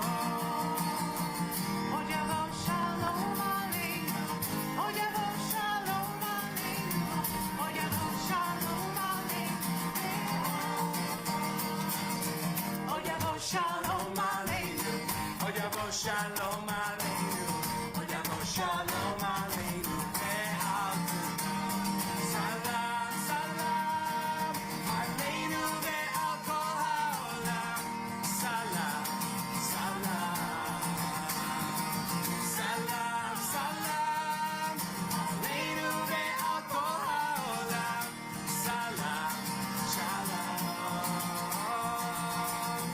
od yavo shalom aleinu, od yavo shalom aleinu, od yavo shalom aleinu, ve'al kulam, od yavo shalom aleinu, od yavo shalom aleinu, od yavo shalom aleinu, ve'al kulam.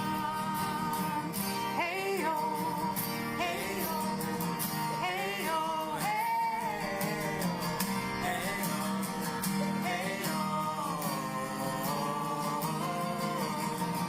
hey yo, hey yo, hey yo, hey yo, hey yo, hey yo.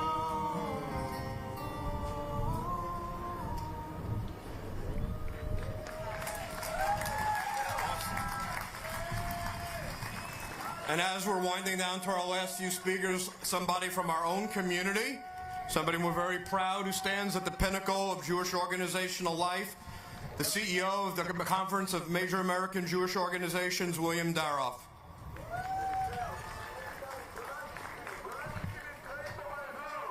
It is an honor to be here with you during this difficult time.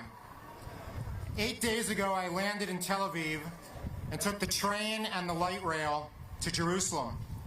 As I was riding along Jaffa Street in Jerusalem, I smiled at the bustling activity of hundreds of people at the Machne Yehuda Shuk and the even bigger crowds along the Ben Yehuda Street pedestrian mall. I caught myself thinking of a darker time. Having been in Israel many times before, during, and after COVID, I thought, seeing the hordes of excited people celebrating the Hagim, that Israel was back, that we were finally in a post-COVID time, that we could be together without the fear that had dominated our lives. I went down to the Kotel, the Western Wall, on Friday night for Shabbat and Simchat Torah celebrations. The joy of the evening, dancing with the Torah, left me with a big smile for the next 12 hours or so. And then on Saturday morning, I, along with thousands of others, was awoken by rocket alerts in Jerusalem. Slowly, slowly the news trickled in. Rumors, hearing of and then seeing the barbarity that befell our people. Now our minds are filled with footage, images, testimony, so raw and painful. We all wish we had never seen, but we must force ourselves to see. And we must force the world to see. The world must witness and continue to witness the ISIS-style savagery of Hamas. Thank you. We'll allow the siren to give echo to that. Hamas, whose charter dedicates to the destruction of Israel and the Jewish people. Hamas, sponsored by the Islamic Republic of Iran. Hamas, which murders and takes people hostage for one reason and one reason only, because they were Jewish. Hamas has perpetrated evils on the Jewish people, the likes of which we have not seen since the Third Reich. And I do not need to describe the horrors we have all seen. If there was ever any doubt about Hamas's true intent, it is now clear to the world. We appreciate the kind words and actions of our leaders, particularly President Biden, and the bipartisan support of Congress and other elected officials, such as those that we saw here today, in support of Israel's right to defend herself and secure herself. But while those statements are important, the real antidote is unity. We are now in another dark time, but I'm so proud that we are coming together as a people to remind ourselves that as Jews we love and care for one another. The Jewish people have always been resilient people, because in times of crisis we manage to keep an eye on the horizon, to a time in the future when life will be bright again. But we're not there yet, and we may not be there for quite a while. But I am optimistic that we will be. The lesson of the last 3,500 years of our peoplehood is this. As a people, we are stronger when we are one. We are stronger when we are unified. That is how we will get through the darkness, together arm in arm, feeling our way one step at a time. To our Israeli brothers and sisters, we are here with you. We are in the darkness with you. We will get through this together. And to the brave men and women of the Israel Defense Force, for them to thrive and succeed over the coming weeks and months, we must be unified in prayer and support. We will succeed together. So my friends, please join me in coming together to tell the world once and for all, Am Yisrael Hai. One more time, Am Yisrael Hai. Shabbat Shalom and thank you.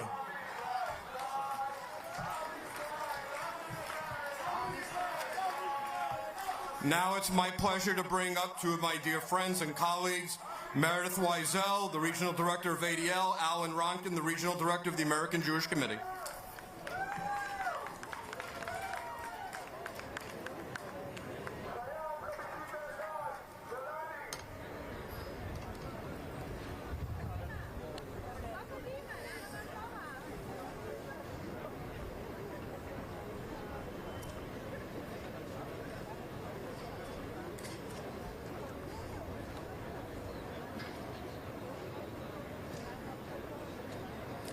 That was 15 seconds, ladies and gentlemen. That's the amount of time that someone in Sderot or Kfar Aza or some of the other communities down south, that is the amount of time they had to be awoken from their beds, to gather their children, and to get into safe rooms before rockets fell on them. That was 15 seconds. It seemed like an eternity. Imagine. I'm standing here today because of Kfir, 9 months old, being held by Hamas in Gaza. I'm standing here today because of Ro'i, who lost his life defending other soldiers, saved 12 soldiers. I'm standing here today because of Nathan. Nathan, one of the students in AJC's Leaders for Tomorrow program, who now stands on the Gaza border as a paratrooper. I'm standing here because of Jordana, who left her graduate program and went back to the Army and is standing, training soldiers to do what they need to do. And finally, I'm standing here because of Awad Darwashe. That's a name you're not going to hear very much. Awad Darwashe is a Palestinian Muslim who is a paramedic, who saved lives during the attack on the music festival and lost his life as a result. Hamas does not discriminate.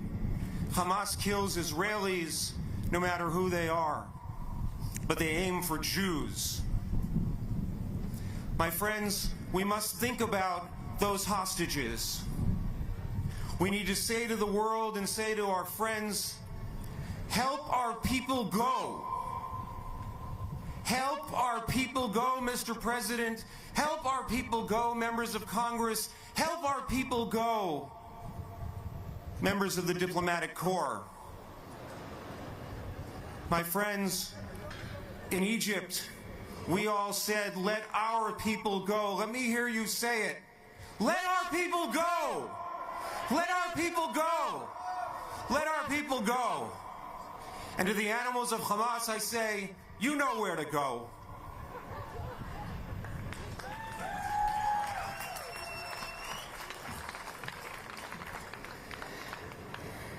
Like you, I have been watching the horrific events happening in Israel unfold since Saturday. This is the deadliest attack on Jews since the Holocaust, a statement that is almost too painful to say. From ADL's perspective, as the oldest global organization fighting anti-Semitism, hate, extremism, and violence, this unprovoked massacre unambiguously exposes Hamas for what it is, one of the most vicious and violent hate groups in the world. We are reminded that we need to take our enemies seriously, because when hardened anti-Zionists and violent extremists in Gaza or Tehran or here in DC serially demonize and dehumanize the Jewish state, It leads to the dehumanization of all Jewish people wherever they may be. Historically, we know that activity in Israel sparks anti-Semitism around the world, including in the United States. This is a moment when we need all people of good conscience to stand with Israel, stand with civilians, stand against evil, stand against hate. Israel has every right to defend itself from acts of war and terrorism. ADL is proud to stand with Israel and the Israeli people during this incredibly difficult time. We will continue to come together to stand in solidarity with Jews and Israelis everywhere. In this moment, I stand here unapologetically, unequivocally, unshakably with the state of Israel. I pray for the safety of our friends, families, colleagues, and loved ones, and for the safety of every single Israeli, irrespective of their backgrounds. Am Yisrael Chai.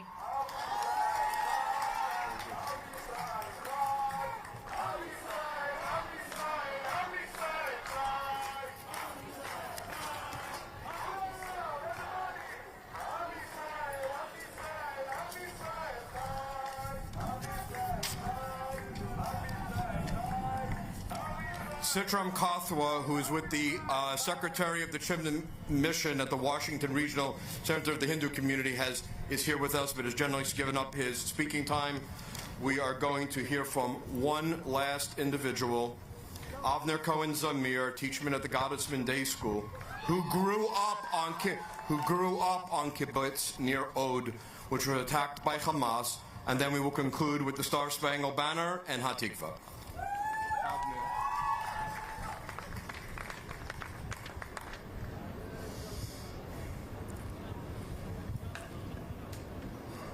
On Friday night, the ground fell out from under me. I wake up from a telephone call from my sister, quote, "Something terrible is happening in Iroz," end quote. Immediately afterwards, messages from my father.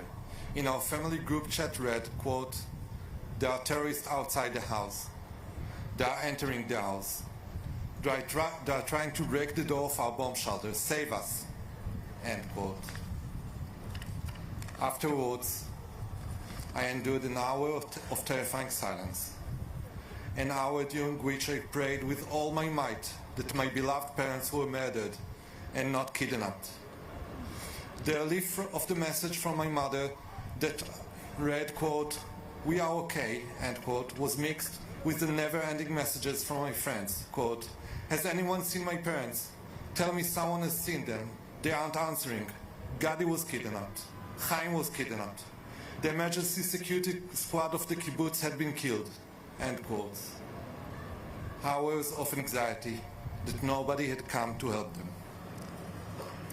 At the same time, there were stories of braveness, heroism.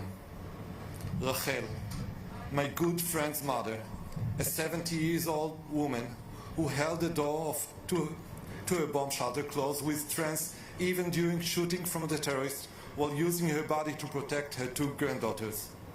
Youth who saved their families as their house went up in flames and found them a safe refuge. Others who went out with guns drawn against dozens of terrorists to try to save a friend. I prefer not to speak about the devastation and the destruction that the terrorists left behind. Kibbutz Nir Oz, the amazing Neve Midbar, oasis, the scenery of my childhood, the people who I grew up with are no longer. Nir Oz was a community of people who were loving, who loved their land. They helped their land flourish and dedicated their life to fight for peace in the greater area. 80 of the kibbutz members were kidnapped and are being held hostage in Gaza. Among them elderly, mothers, gentle kids, even babies. Dozens of people were killed. Friends who I grew up with since the day I was born, my teachers, my kindergarten teachers, workers from our green fields, people whose door was always open for me, people who made it clear that their house was always mine. The green grass, the manicured gardens, the houses on the kibbutz, everything went up in flames. I am not a political person. I do not know how to solve this bloody conflict that haunted us for many years, but I am a human. And I know the most important thing for us right now, for the children of the kibbutz members, for the grandmother and the mother whose kids and grandchildren are being held hostage at the evil hands of Hamas, is to enable the immediate transfer of medications and medical supplies to the hostages, some of whom are older and need medication in order to continue living. And afterwards, we must bring about their immediate release. We must exert political and humanitarian pressure to ensure this is done and done immediately. Afterwards, we will need to join together to recreate and rebuild the beautiful Garden of Eden that once was Kibbutz Nir Oz. We will not rest until our friends return to their fragmented families. With a broken heart, I beg all of you to heed my father earth-shattering, chilling words that I received in a WhatsApp message nearly a week ago. Atzilu, save us.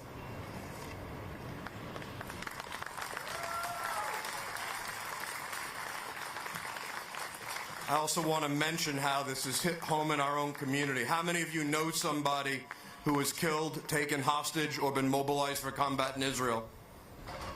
Look around you, everybody. The overwhelming majority of our hands are raised. Many of you know our Jewish community leader, Norman Goldstein, who was the head of the day school and the president of the JCRC. His grandnephew is missing.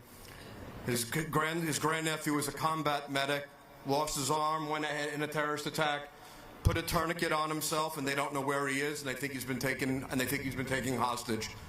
Please send your prayers to Norman and his family, and do everything we can to bring our friends home. I'm now going to ask the sponsors of the rally, the HA committee, lay leadership, JCRC lay leadership, ADL lay leadership, ADL AGC, JCRC Federation, anybody who was in the white tent who'd like to join us. We're going to stand as we sing for the Star Spangled Banner, and we're going to stand as we sing for Hatikva. The woman who is singing this song is Shana Rachel, whose brother has been mobilized and is currently serving on the IDF near the Gaza border. Shana, please lead us.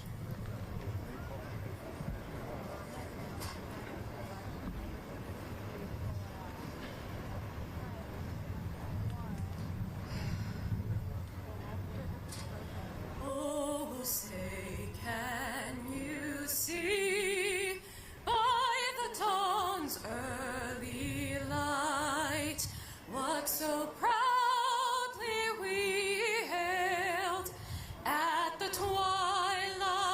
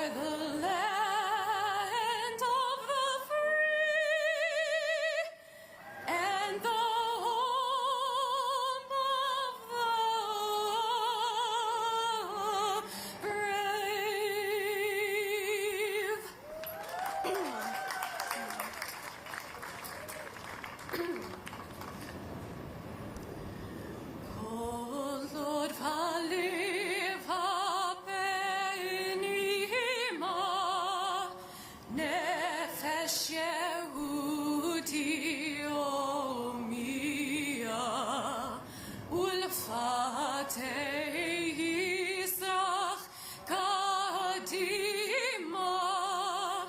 ayin letzion Sophia od lo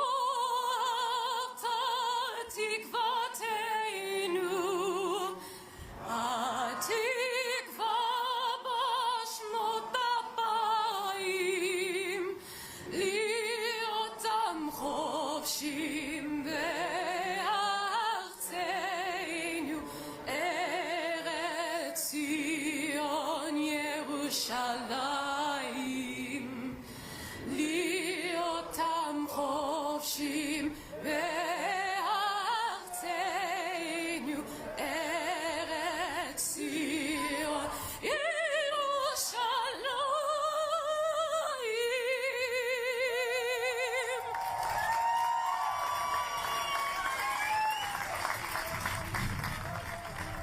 Thank you to all our sponsors. Thank you to you for showing up. We're going to be calling on you for more support for Israel. We're going to be calling on you in the coming days for support. May Israel have nothing but peace in the days ahead. Wishing you all a Shabbat Shalom and thank you for being here.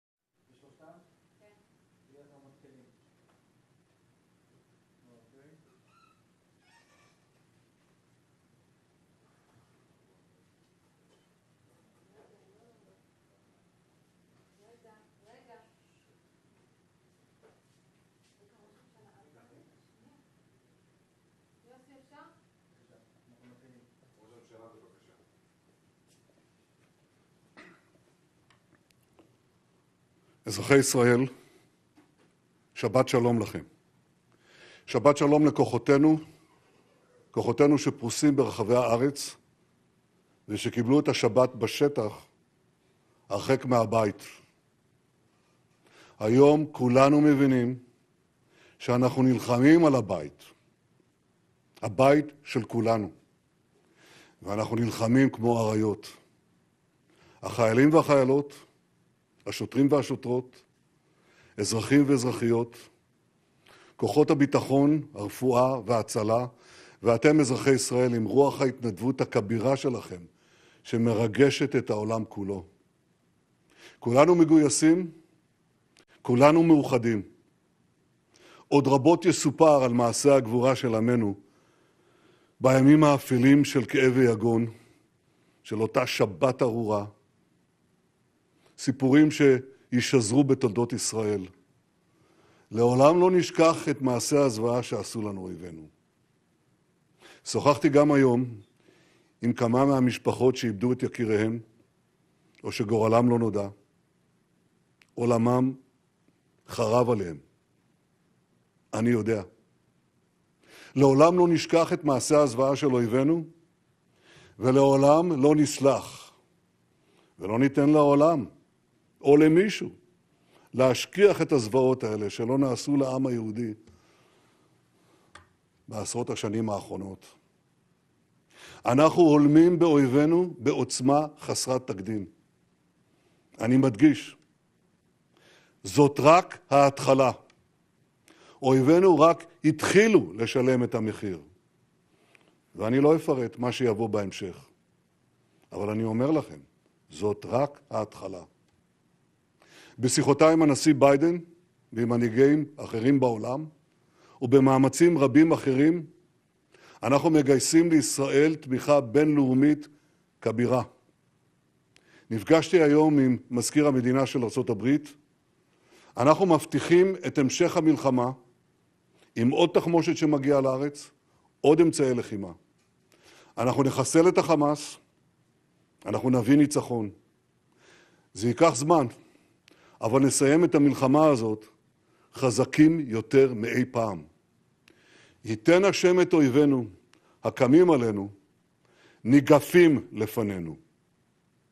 שבת שלום.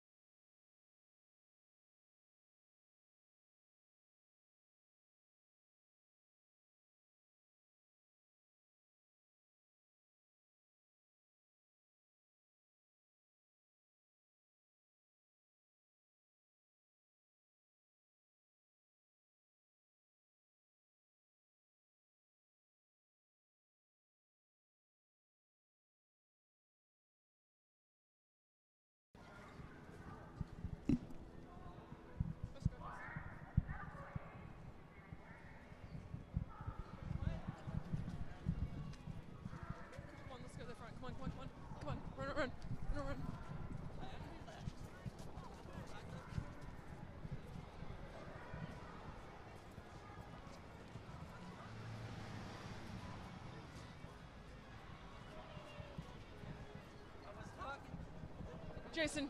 They were hitting me. Why are you okay with that? Why do you guys do that? Don't block the man. Not block the path. Not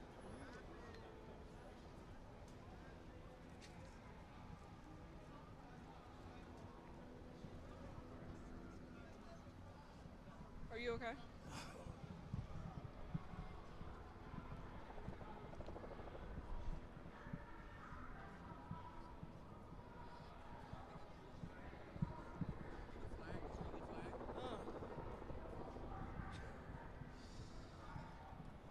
You heard what he said, right? What do you say?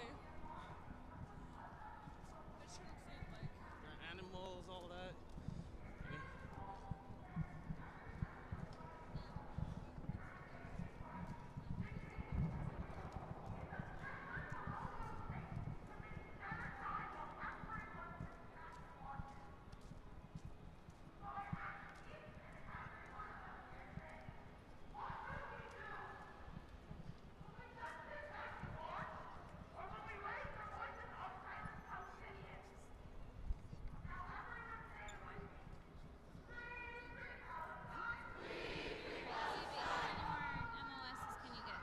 Probably did 2 more. A lot of people are telling us no. Would either of you talk to us about why it was important for you to be here today? No.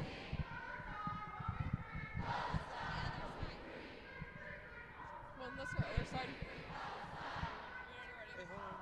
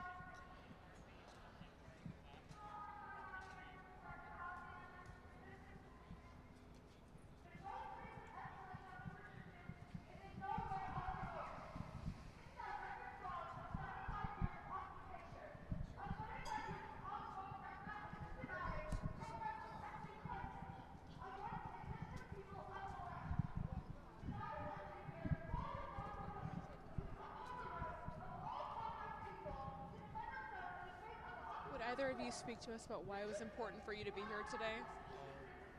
No.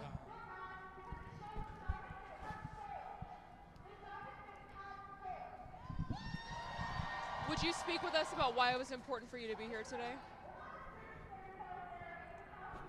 We're ready right now.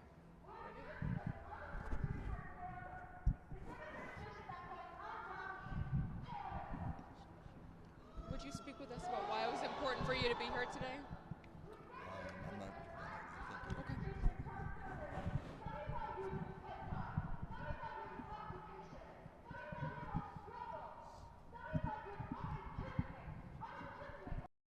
I want to share with you some of the key messages I will share with the Security Council. The situation in Gaza has reached a dangerous new low. The horrific terror attacks by Hamas on Israel that killed more than 1,200 people and injured thousands more last Saturday were followed by intense bombardment of Gaza that has already killed 1,800 people and injured thousands more. After days of airstrikes, the Israeli Defense Forces have ordered the Palestinians in Gaza City and its surroundings to move to the south of the territory. Moving more than 1 million people across a densely populated war zone to a place with no food, water, or accommodation when the entire territory is under siege is extremely dangerous and in some cases simply not possible. Hospitals in the south of Gaza are already at capacity and will not be able to accept thousands of new patients from the north. The health system is on the brink of collapse. Morgues are overflowing. 11 healthcare staff have been killed while on duty, and there have been 34 attacks on health facilities in the past few days. The entire territory faces a water crisis as infrastructure has been damaged and there is no electricity to power pumps and desalination plants. Our United Nations staff and our partners are working around the clock to support the people of Gaza. We mourn for our colleagues who have been killed, a number that is increasing by the day. I've been in constant contact with the leaders across the region, focused on ways to reduce suffering and prevent further dangerous escalation in the West Bank or elsewhere in the region, especially in southern Lebanon. The exchange of fire across the blue line is very worrying. It must stop. We need immediate humanitarian access throughout Gaza so that we can get fuel, food and water to everyone in need. Even wars have rules. International humanitarian law and human rights law must be respected and upheld. Civilians must be protected and also never used as shields. And all hostages in Gaza must be released immediately. It is imperative that all parties and those who have influence over them to do everything possible to achieve these steps. Finally, I want to say something about the hatred that is being stoked by this terrible conflict across the Middle East and around the world. Dehumanizing language that incites violence is never accepted. I call on all leaders to speak out against anti-Semitism, anti-Muslim bigotry, and hate speech of all kinds. This is a time for the international community to come together around protecting civilians and finding a lasting solution to this unending cycle of death and destruction. Thank you.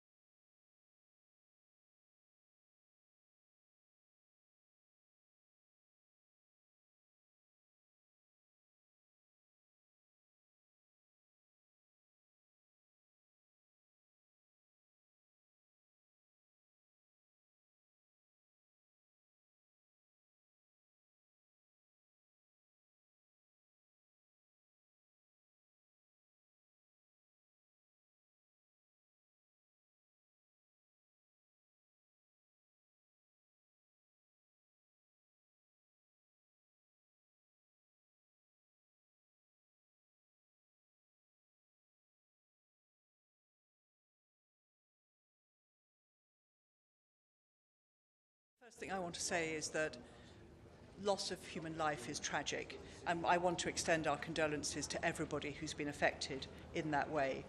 But I also want to be clear that we unequivocally condemn Hamas's acts of terrorism and Hamas as a terrorist organization.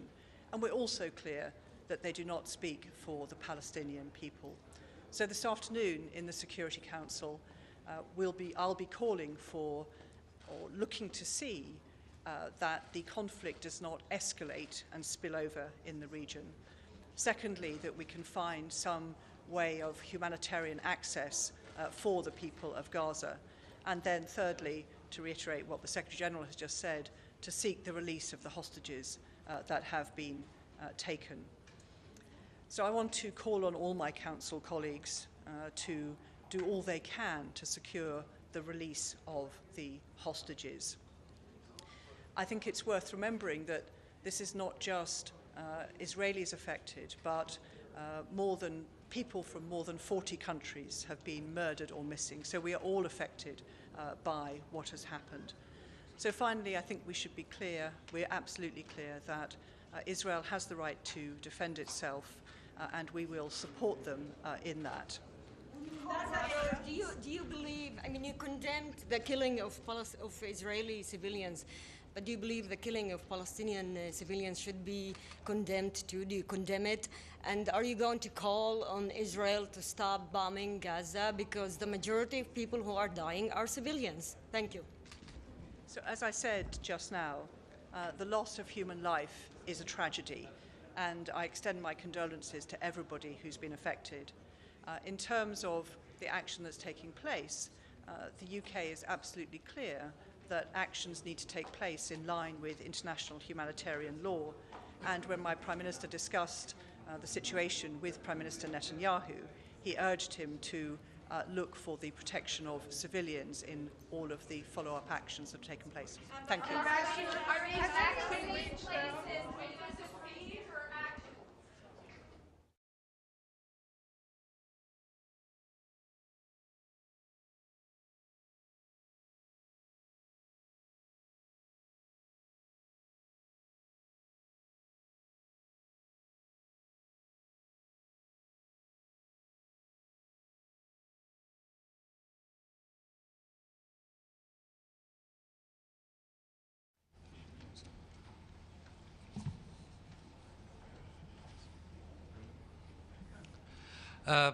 Good afternoon, everyone.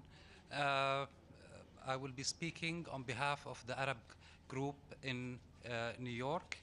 The group has met this morning to discuss the current situation in Gaza and the escalation of war in Gaza. And we have agreed as a group to work towards three key goals. The first goal is in the implementation of the resolution that was taken last Wednesday by the Ministerial Council of the Arab League, which is the first thing to end the conflict, to end war, and at least to find ways to reach a ceasefire.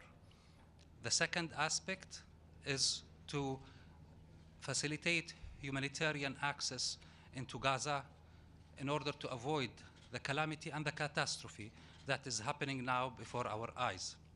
And the third aspect, in light of the recent developments regarding the issue of moving or transferring the Palestinian population in Gaza to the south, to work with the international community and the UN to stop such acts that will lead to mass displacement of the Palestinian population. We are talking about figures which are beyond 1.1, 1.2 million that are asked.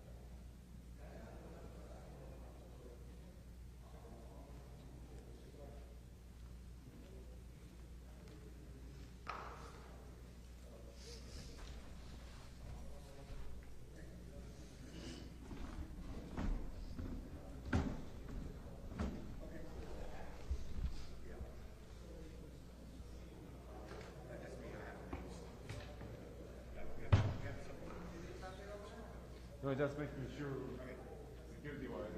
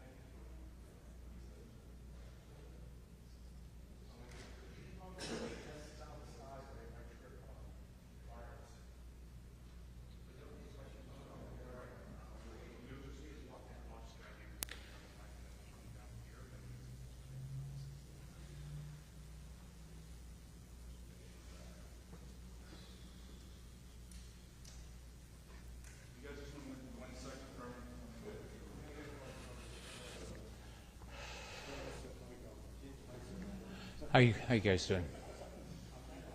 This is a tough topic, huh?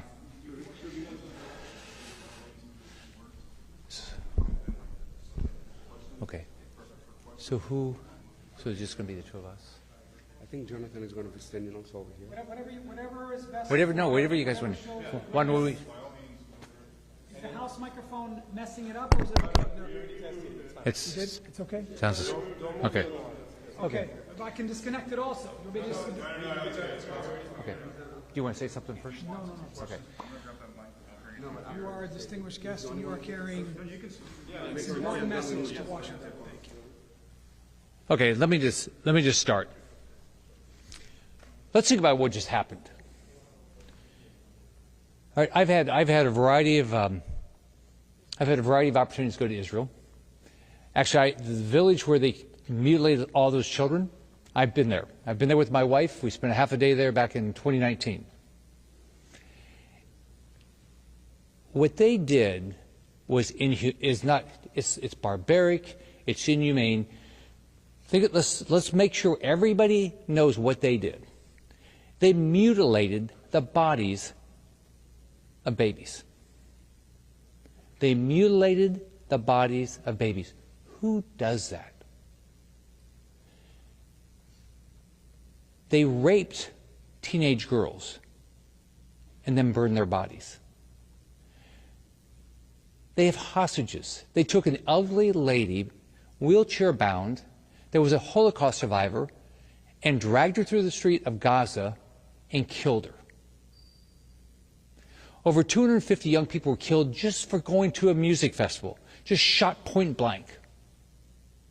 They burned homes to make people come out of their homes so they could shoot in the head their children right in front of them and then murdered them. They murdered parents. They murdered parents and took their children as hostages. Who does this? This cannot continue. The Israeli government should do everything in its power to make sure this never, ever, ever, ever happens again. They need to destroy, completely destroy Hamas. Now, if any civilian dies in Gaza, Hamas did it. Hamas is the one that is telling their citizens they can't leave. Not Israel, Hamas. Hamas has killed, 1,400 people, including, I think 27 Americans, and has Americans hostage. But they've killed over 1,400 people in Israel. So when anybody dies in Gaza, it will be because of Hamas. It will not be because of Israel. And by the way, Iran needs to be held accountable. Whatever way they're held accountable, whether it's sanctions, destroying their oil fields, whatever it takes, Iran needs to be held accountable. We all have to stand up for Israel. Everybody in this country has to say, if you stand in this country and you support Hamas, you're a despicable person that believes in somebody, you're going to support somebody that will mutilate a child, rape a teenage girl, drag an elderly Holocaust survivor through the streets. That's what you're doing. When you go rally, if anybody rallies, and by the way, I hear that goes on in our higher education here, it's despicable. I hope nobody in this country ever hires you. I hope you're ostracized for doing that. Anybody in this country that would support somebody that would just mutilate a baby, I mean, it's despicable. So I will do everything I can to support Israel. I'll be going back up to D.C. We're back in session Monday night. I'm going to do everything I can to make sure our administration does the right thing. What Biden should be doing now is we have Iron Dome capabilities in this country. They ought to get to Israel right now.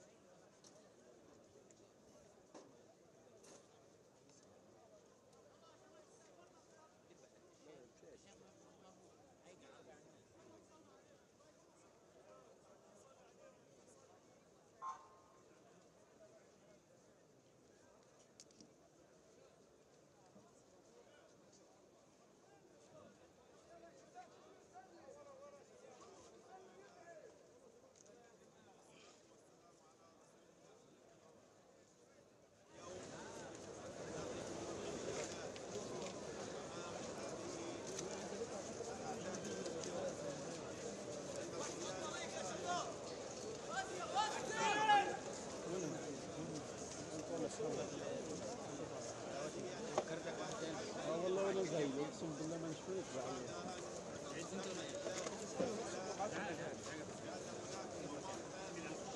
لسه بيجيبوا كمان.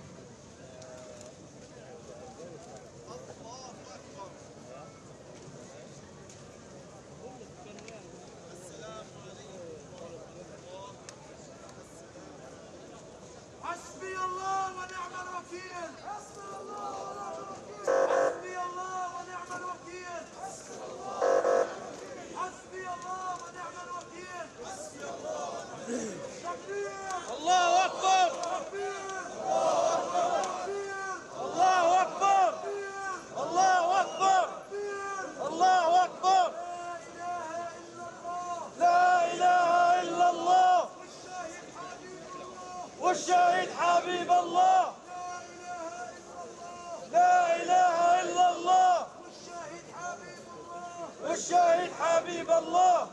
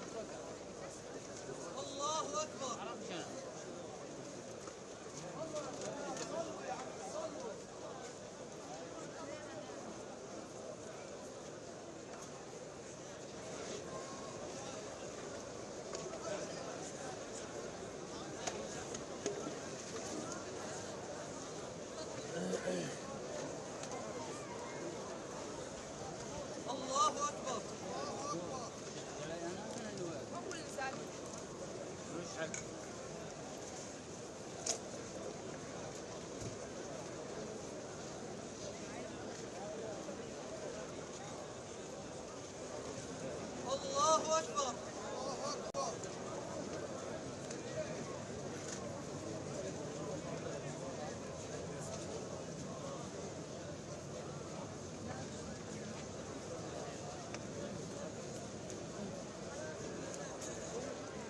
الله أكبر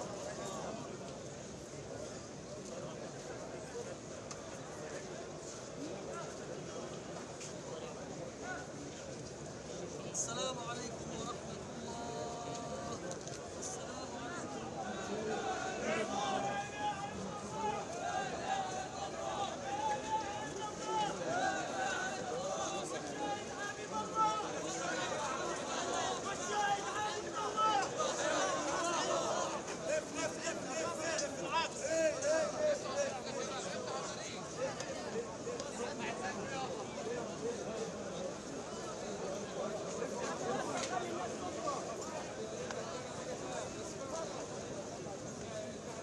حسبي الله ونعم الوكيل حسبي الله ونعم الوكيل حسبي الله ونعم الوكيل حسبي الله ونعم الوكيل تكبير الله أكبر الله أكبر لا إله إلا الله لا إله إلا الله والشهيد حبيب الله والشهيد حبيب الله لا إله إلا الله لا إله إلا الله والشهيد حبيب الله والشهيد حبيب الله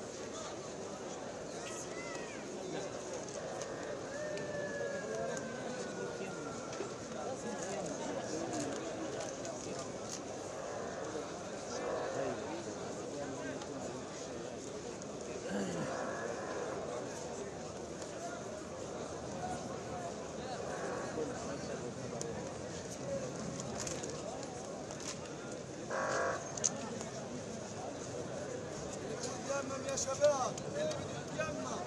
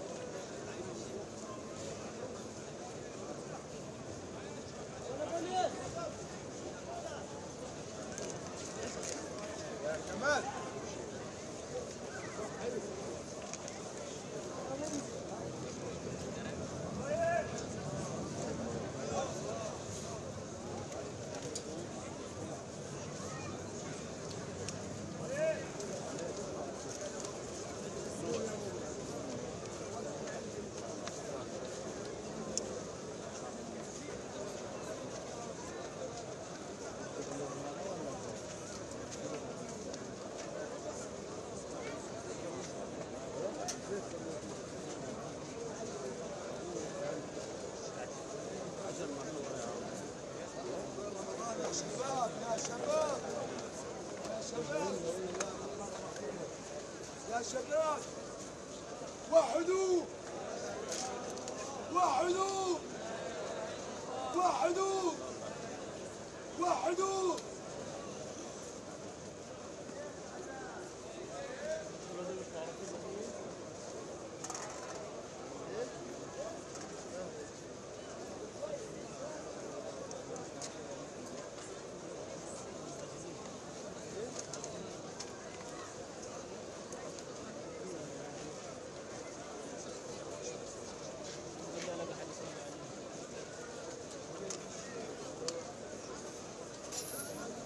لبيك لبيك لبيك يا أقصى لبيك يا أقصى لبيك لبيك لبيك يا أقصى لبيك لبيك لبيك يا أقصى لبيك لبيك لبيك يا أقصى لبيك لبيك لبيك يا أقصى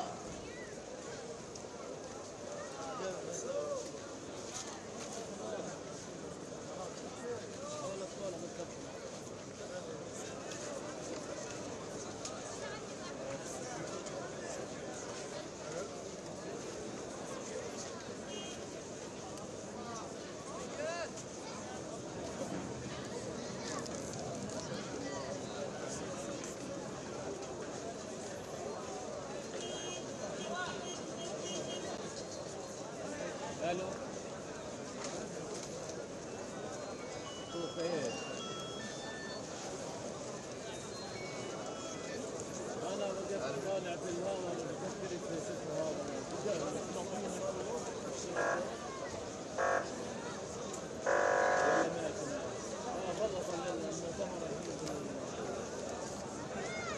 بسم الله الله اكبر بسم الله الله اكبر امريكا الشيطان الاكبر امريكا الشيطان الاكبر بسم الله الله اكبر بسم الله الله اكبر امريكا الشيطان الاكبر امريكا الشيطان الاكبر لبيك لبيك لبيك يا اقصى لبيك لبيك لبيك يا اقصى يا شباب اللي معهوش وضوء هاي المية يا عمي روح اتوضى روح اتوضى كنا 200 زيهم روح اتوضى يا عمي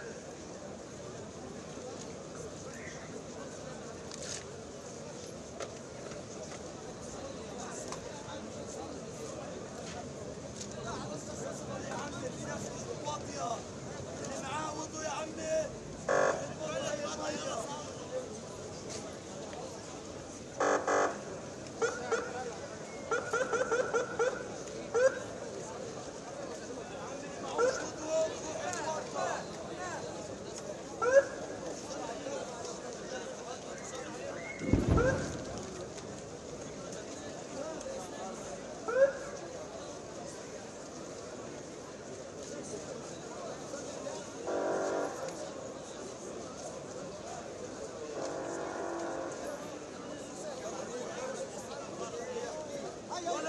تحسبن الذين قتلوا في سبيل الله أمواتا بل هم الأحياء عند ربهم ولكن لا تشعرون.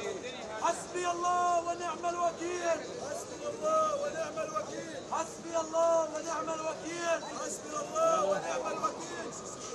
أنا فوق فوق المحاذر صلاة الجنازة. الله عليك. الصورة الإبراهيمية التكبير الثالث الدعاء للميت والمتوفى والشهيد نحسبه عند الله. التكبير الرابع الدعاء لسائر المسلمين. ربنا لا تحرمنا أجرهم أنتم السابقون ونحن إن شاء الله متفقون. استقيموا واستووا. الله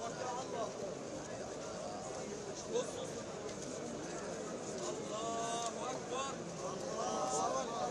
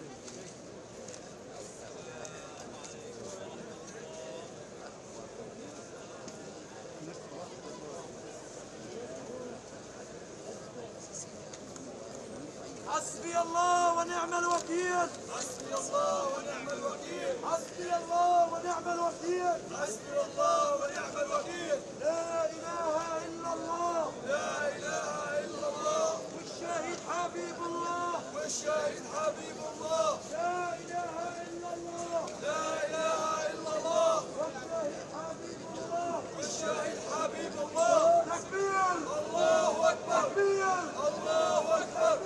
الله أكبر.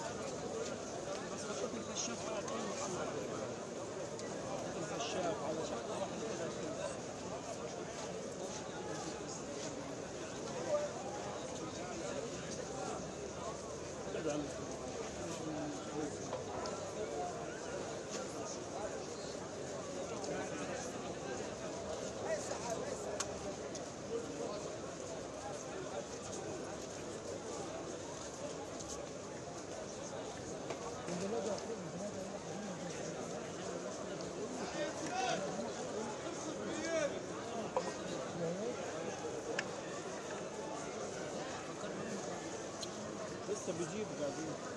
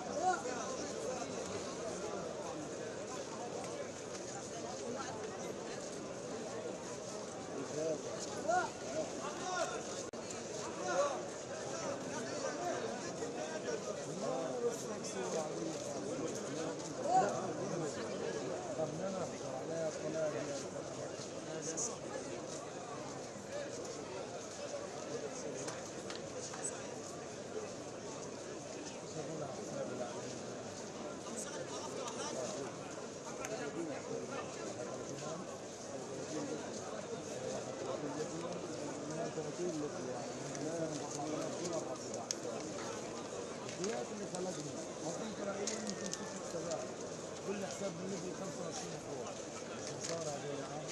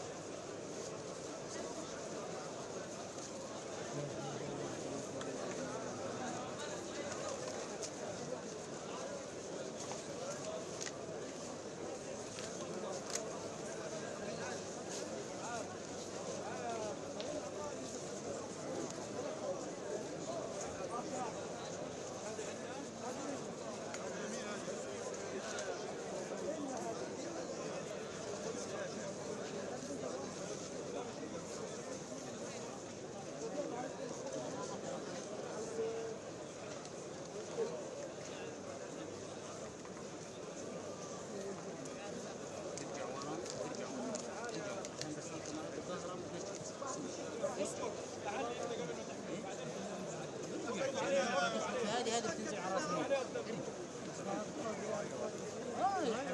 هذا لما يقع على راس الناس وموت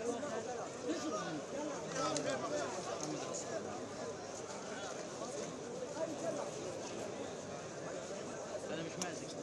هذه 3 كيلو تستهين.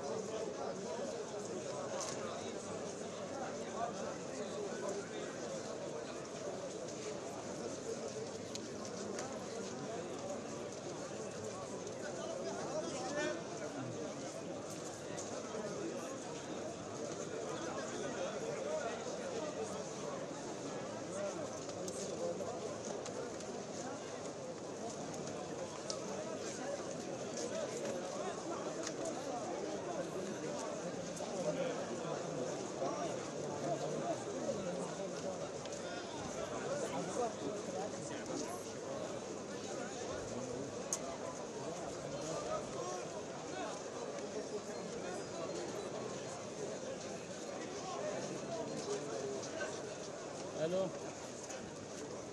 سلام.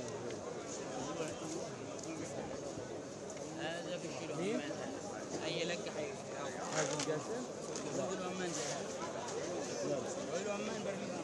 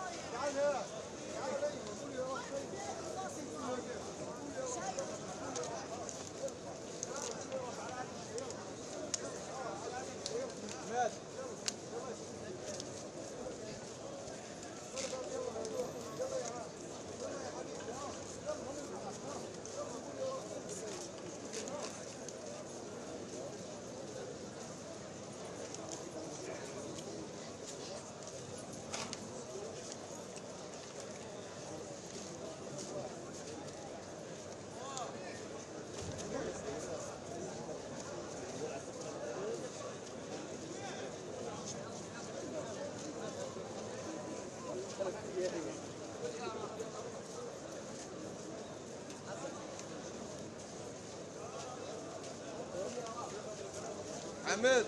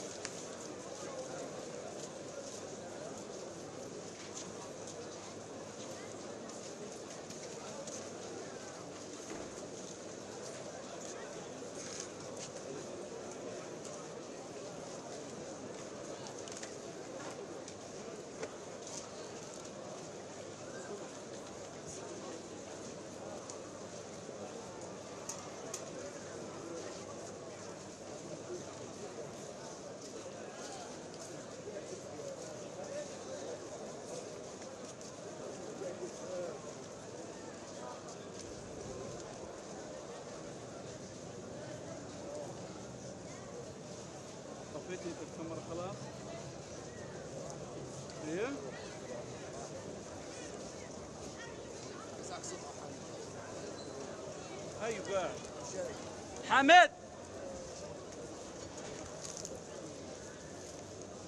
تعال تعال الله يجيبك تعال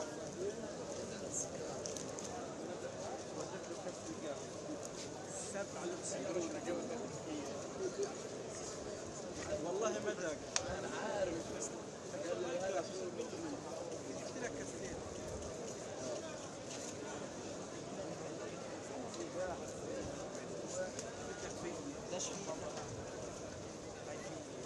انا هلقيت هاي النازل لقيت عامل بجيب كمان كاس عرفت؟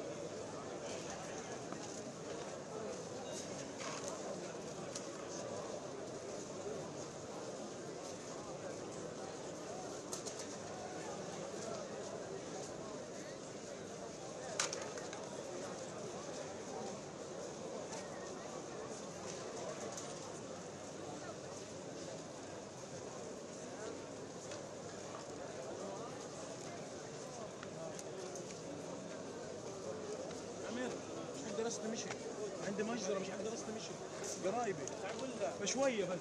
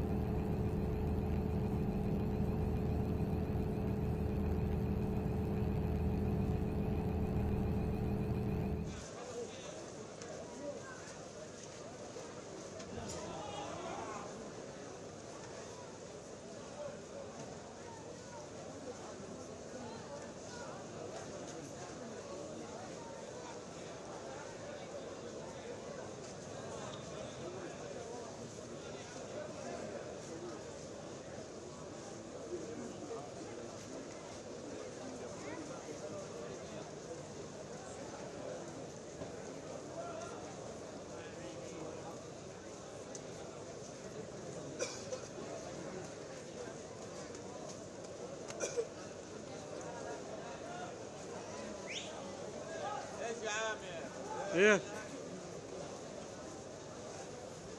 ايش بدك؟ عندك تحت، عندك تحت ابو خوصه.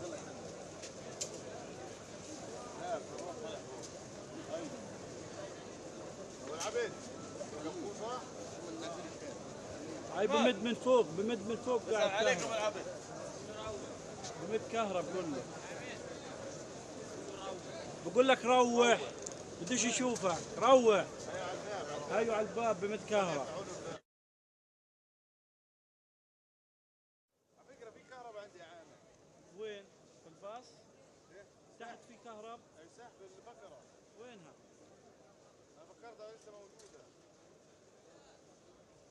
انتوا في عندكم لايفات ضايل؟ لا خلص. هاي مضبط.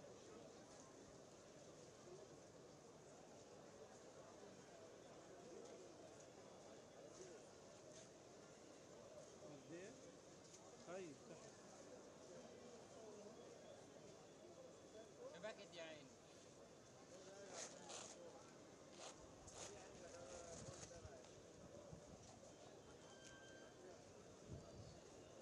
ثواني يا عمس.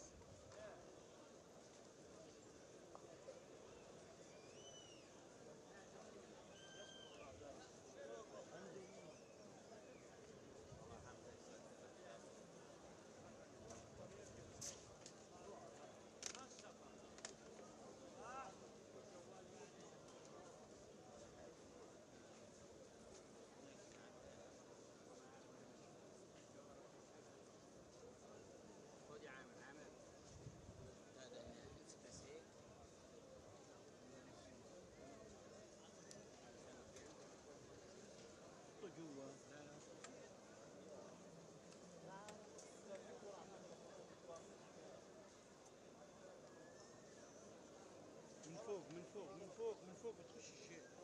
ايوه من هنا. ثواني. انا بدي تربطه في النص، انا ليش بقول لك من فوق؟ عشان تربطه في النص.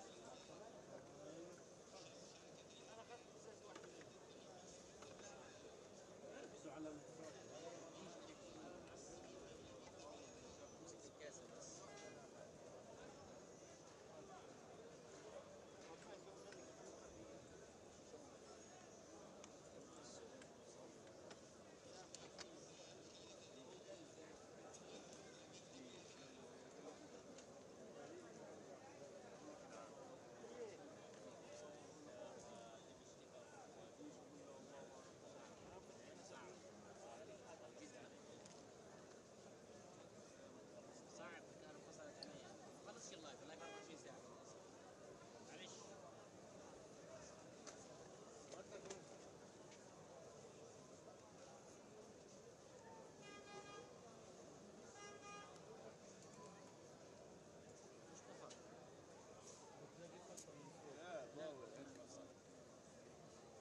انت حولت؟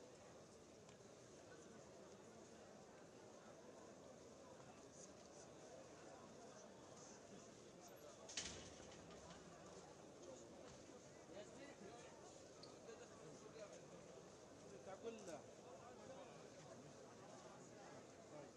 بعد ما تخلص في مادة اللي هي مش معروف ايش 10 صارت 4 سطار. سطرين انا شايفهم، انا قاعد افكر يا عمي صاروا يجيبوا. المهم طيب صورت لك اياها صور واخذت سيلفي 100%. من هالطلب ان شاء الله يركزون بالسيلفي. تعرف شو بضل سيلفي بقول لك في 3 مواد لك 4 مواد رفعتهم. ارسل لك انا حبيبي كل مكان اعمل سيلفي. هاي عملت لك سيلفي، ارسلوا على الواتس. عندك واتس؟ ارسل فيش عندي نت انا. خلص بجيكوا هيك. اسمع خلص اللي بايدك وتعلي ان شاء الله عشان اسلمك الماده.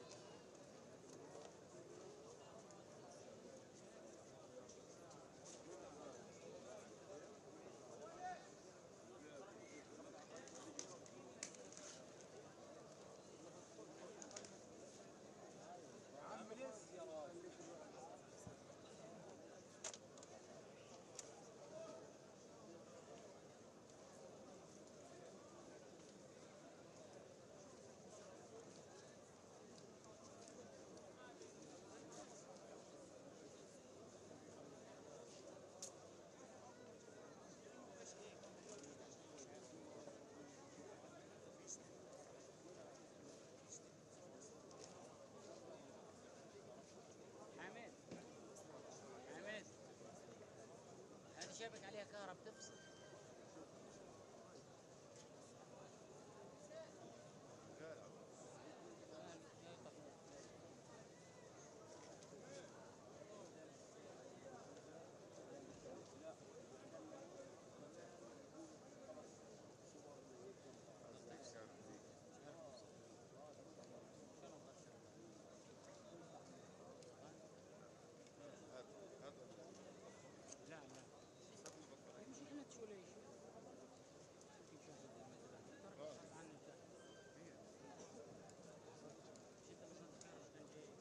لا انا قلت لك انا هي موجوده.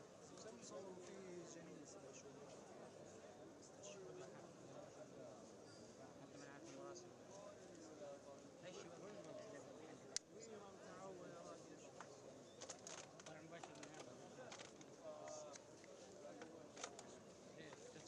لا لا بس تكون شحنة الكهرباء.